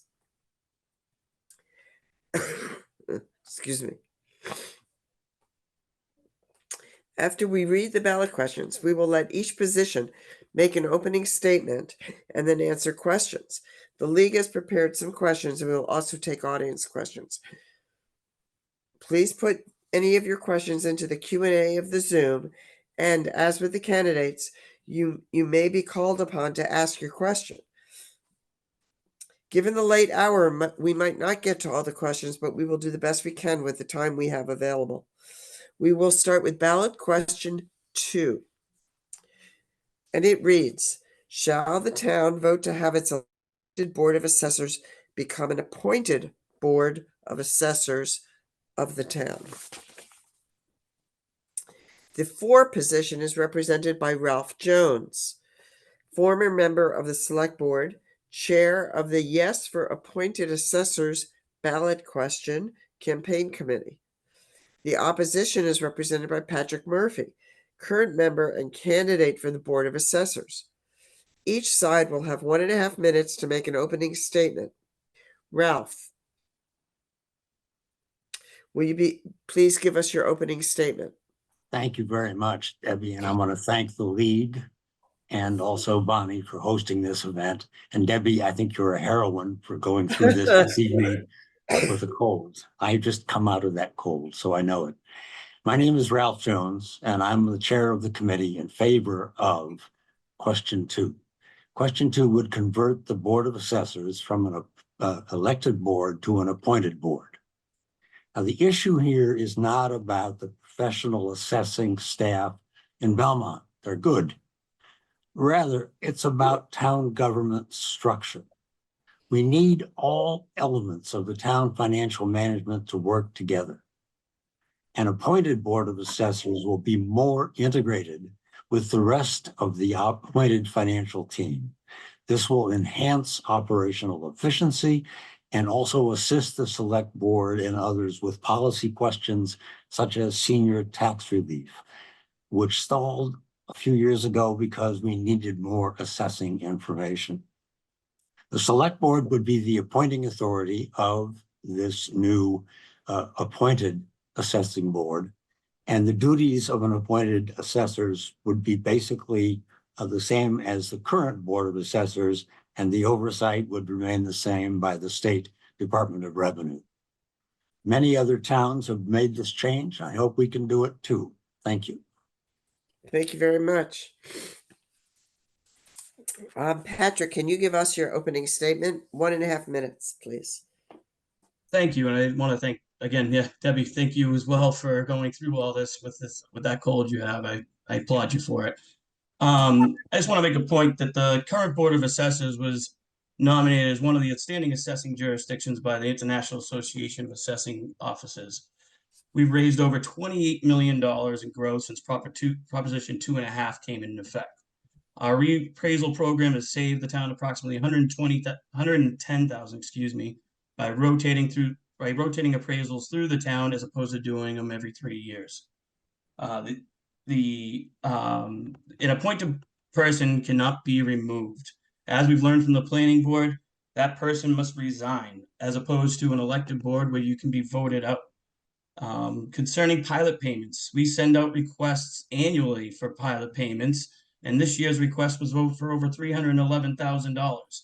Pilot payments are voluntary, they're not required. And any further payments would have to be negotiated with the select board because they would have the ultimate say.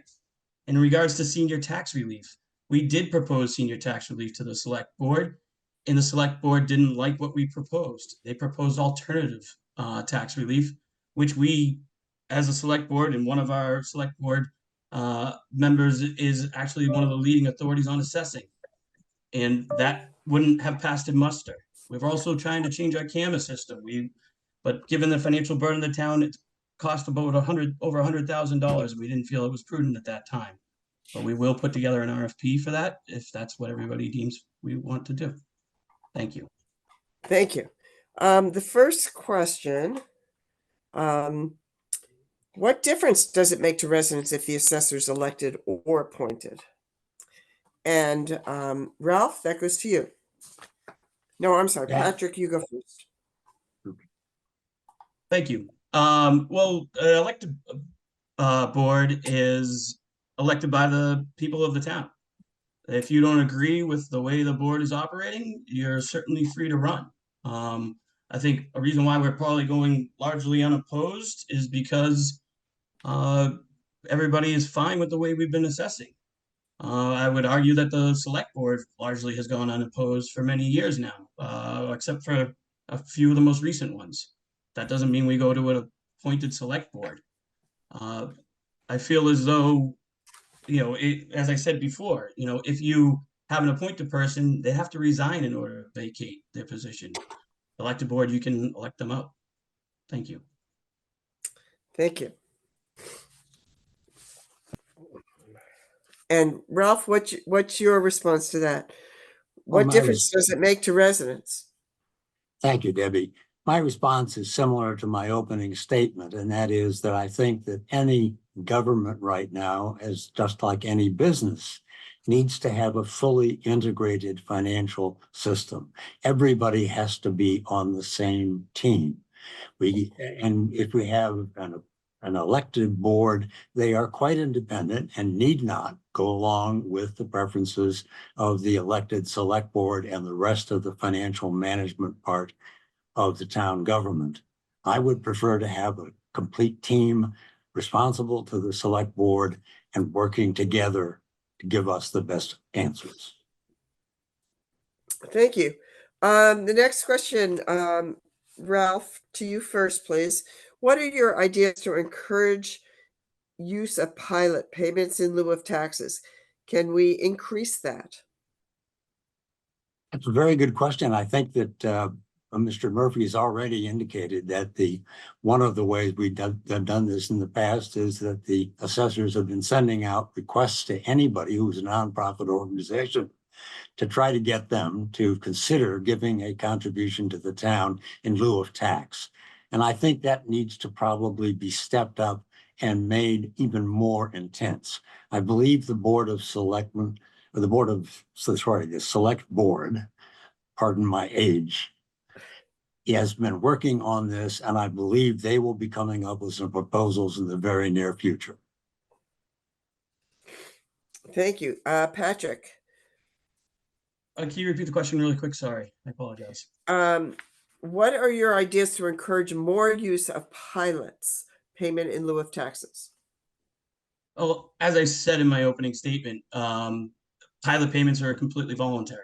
We send out requests for those annually, and it increases over time. We can't force anybody to make payments. We've actually sat down in the past, the Board of Assessors and the Select Board have sat down with entities like Belmont Hill and asked for payments, and they refuse. It can't be mandated.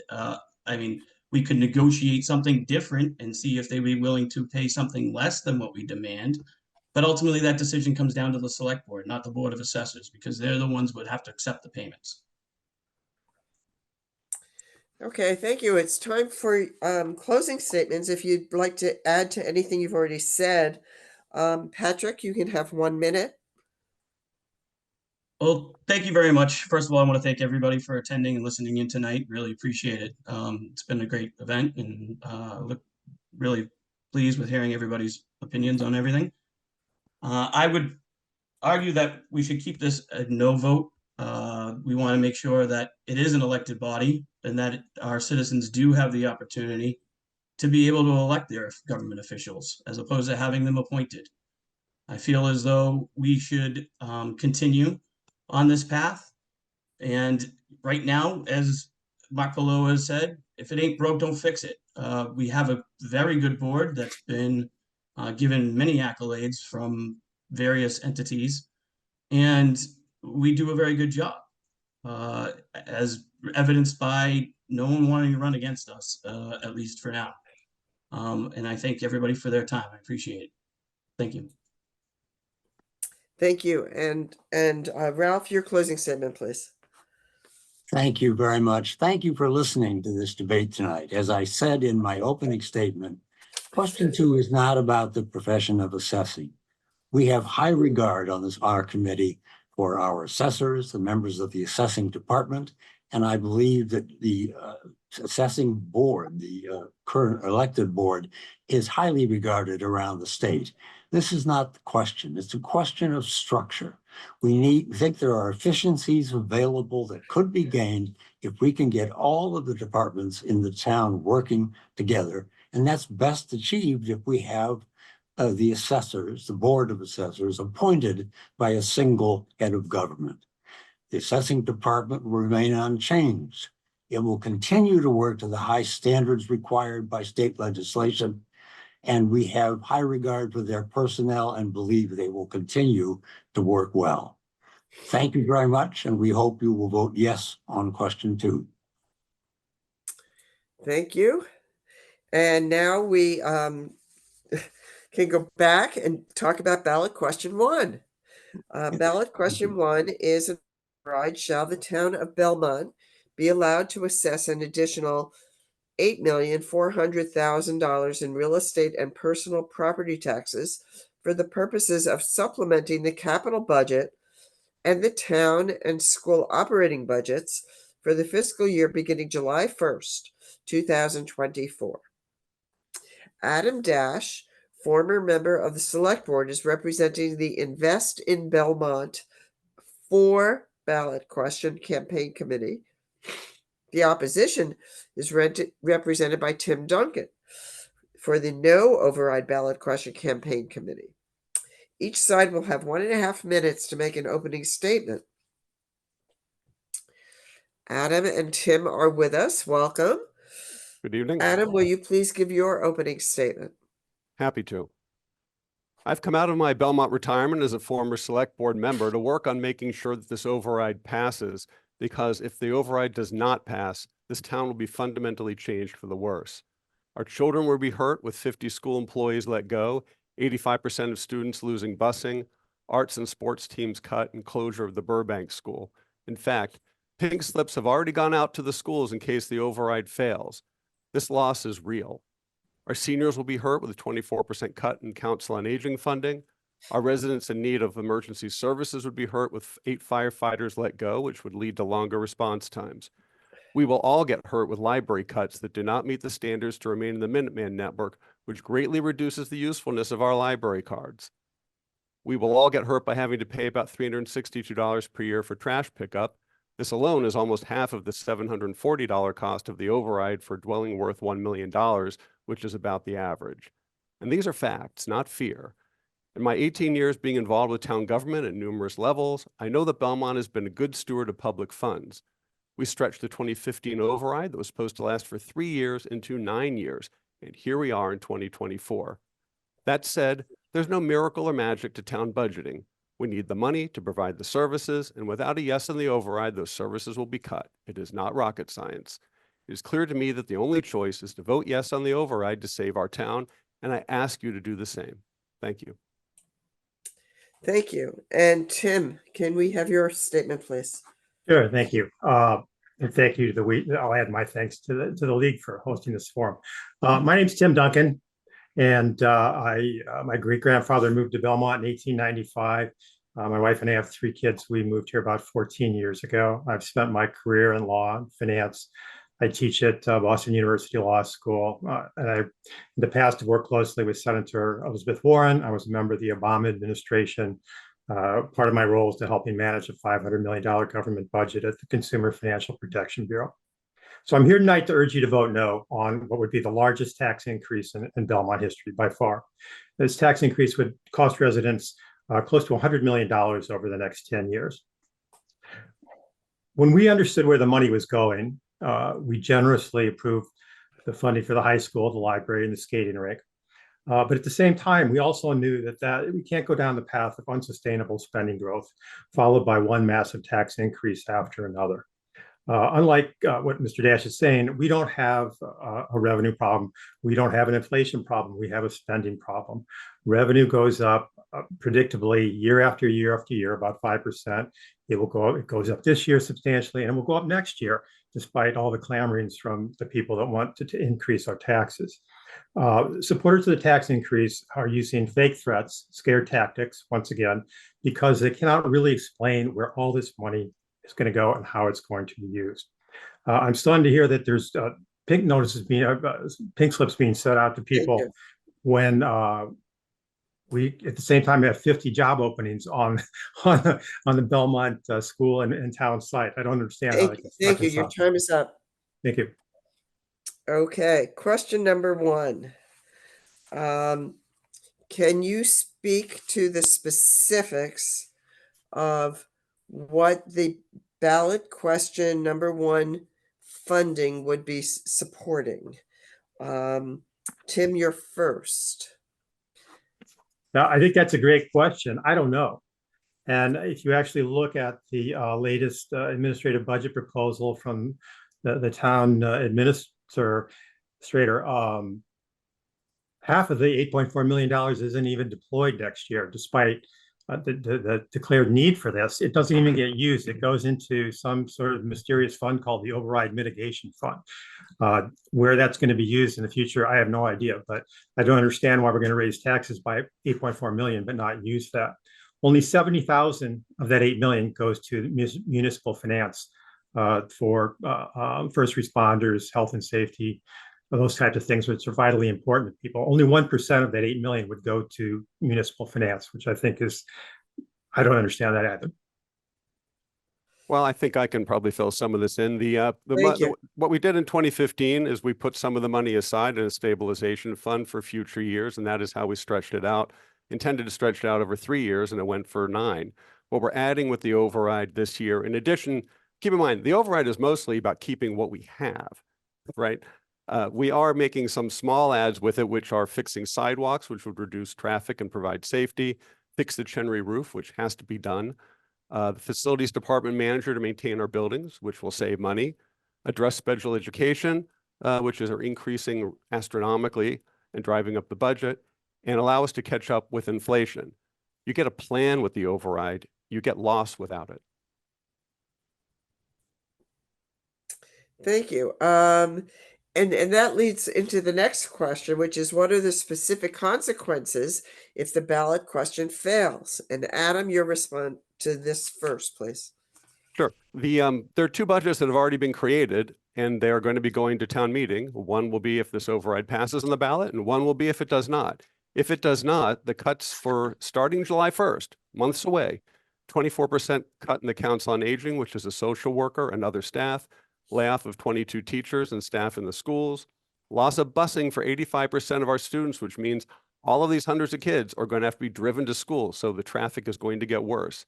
We're going to have fewer yard waste pickups. We're going to have elimination of all freshman sport teams at Belmont High School and no busing to get kids to games. These are real things that happen on July 1st if this override fails. It's not a joke. This is not a threat. It's not fear. It's the fact. And it's the budget that's gone forward. I'm up. You're up. You know, before the 2021 override, I'll keep this short. One of the select board members told us that if we didn't pass the 2021 override, 120 full-time employees were going to be let go. The override did not pass. We haven't let go of 120 employees. In fact, we've added dozens of employees to the school and to the town. So, you know, the same scare tactics are being deployed now that were being deployed then. Revenues have gone up and up and up since 2021. They're going to go up this year. They're going to go up next year. We're not in a crisis of revenue. We're in a spending crisis. We need to cut back on spending and make spending match our revenues. We don't need to increase taxes. Debbie, may I respond to that? Because I think this is getting right to the key of things. I think that's a great idea. Yeah, Adam. in 2021, we proposed an override, and what happened was that the federal money, the ARPA money, the money from the COVID relief came in, and we were able to utilize that money to mitigate some of the cuts we were going to make. However, there were cuts that were made. A police and firefighter, a reading teacher, an elementary school special ed teacher, 6th grade world languages, 2 DPW staff, an engineer, BHS librarian, building substitutions, and other positions. We were able to sort of manage things a bit so it was a little seamless, but there were cuts. May I respond? Yes, Tim. Let's be honest about the ARPA funds. Only 3.1 million of the 7.5 million actually went to support the operating budget. The operating budget during that time was about 450 million. That's less than 1% of the operating budget was supported by our ARPA funds. It simply was not the case where ARPA bailed us out. Okay, if we're so worried about hiring and letting go of people, right now we're advertising again for 50 people. Somebody called a creative maintenance engineer. Is that more important than our first responders? I'm not sure where our priorities are if we are truly in a critical place right now.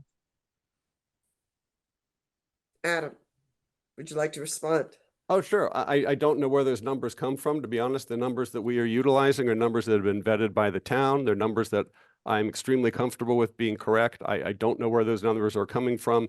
And I also want to talk about we're talking about the override that's on the budget and on the ballot now that's going to deal with, we're going to have these cuts that are out there in public. It's pretty clear what they are. I've talked about them a bit. I'll talk about them more, but this is real stuff. So you can talk about whatever's you can say there are things in the budget you don't like, but that doesn't mean that the cuts aren't happening for things that people do care about. It's not about us. Yeah, that's the problem, Adam. I'm talking about real numbers. I'm talking about numbers that are on the town website. I'm talking about an exact accounting of how ARPA funds were spent. 3.1 million went to the operating budget, less than 1% of the total operating budget. That's not what bailed out the operating budget. It is what it bailed out. It didn't need to be bailed out. Yeah. Well, Excuse me? I disagree with you entirely, sir. Well, all I can do is tell you what the numbers are, and people can find out for themselves what the numbers are. And I appreciate you telling people to go to the town website, because you're right. The numbers are all there, and that's where I'm getting mine. Yeah, look at the ARPA numbers and they'll see exactly what I'm saying. I was on the select board. I'm quite familiar. Okay. I think this is actually very important and very, very interesting. There definitely are differences of opinions. And I think what is important is that people look at the numbers and discuss this with each of you. For your opinions. We should move to closing statements. We're at 9:30, which is where we would like to end. So we're going to do your closing statements in reverse order of your opening. Tim, you have 1 minute. Thank you. Well, first of all, here's what I'll propose, and I propose this to the Belmont Voice. We are happy to deal with facts and numbers, and it would be great if the Belmont Voice would support a forum where numbers could be vetted and we could agree on numbers. That way people can make good decisions with the facts. And if the proponents of this tax increase would agree to that, we'd be happy to do that. We don't agree that the same tactics should be used in 2021 to scare people into trying to vote for an override. We believe people should be given the numbers so they can make good decisions about where their money's spent, how their money is spent. And I'll use that for my closing statement. Thank you. Thank you. Adam. Thank you. If the override does not pass, this town will be fundamentally changed for the worse. I will be blunt. The stakes are incredibly high. In order to keep the town as it is and to set it on a better path going forward, we need to pull together and vote yes on April 2nd to pass the override. A no vote on this override will hurt everyone in town, including our most vulnerable, children, seniors, residents in need of emergency services. In addition, we will all get hurt with library cuts. We will all get hurt by having to pay for trash pickup. No is not a plan. No is not a solution. None of us want to pay more, but we're adults and we understand that the things which make Belmont great cost money and they increase in cost year by year. That is simply reality. I believe in our town and I know that if we join together and vote yes, then we can keep what we love about Belmont. I call on you to vote yes on the override so we can keep what we have and set us up for future success. As the great English philosopher John Lennon once said, yes is the answer. Thank you. Thank you, Debbie. That completes our program tonight.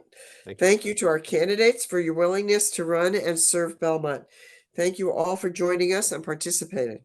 Don't forget to vote. There is no in-person early voting, but you can vote by mail.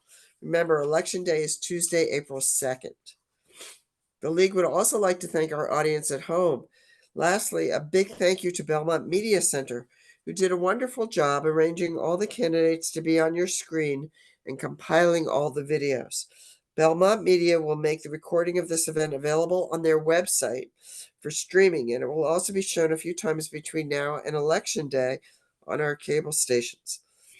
The video will also be available online at belmontmedia.org. Debbie, I'd just like to add that we had more questions than we've ever had before at a candidates night.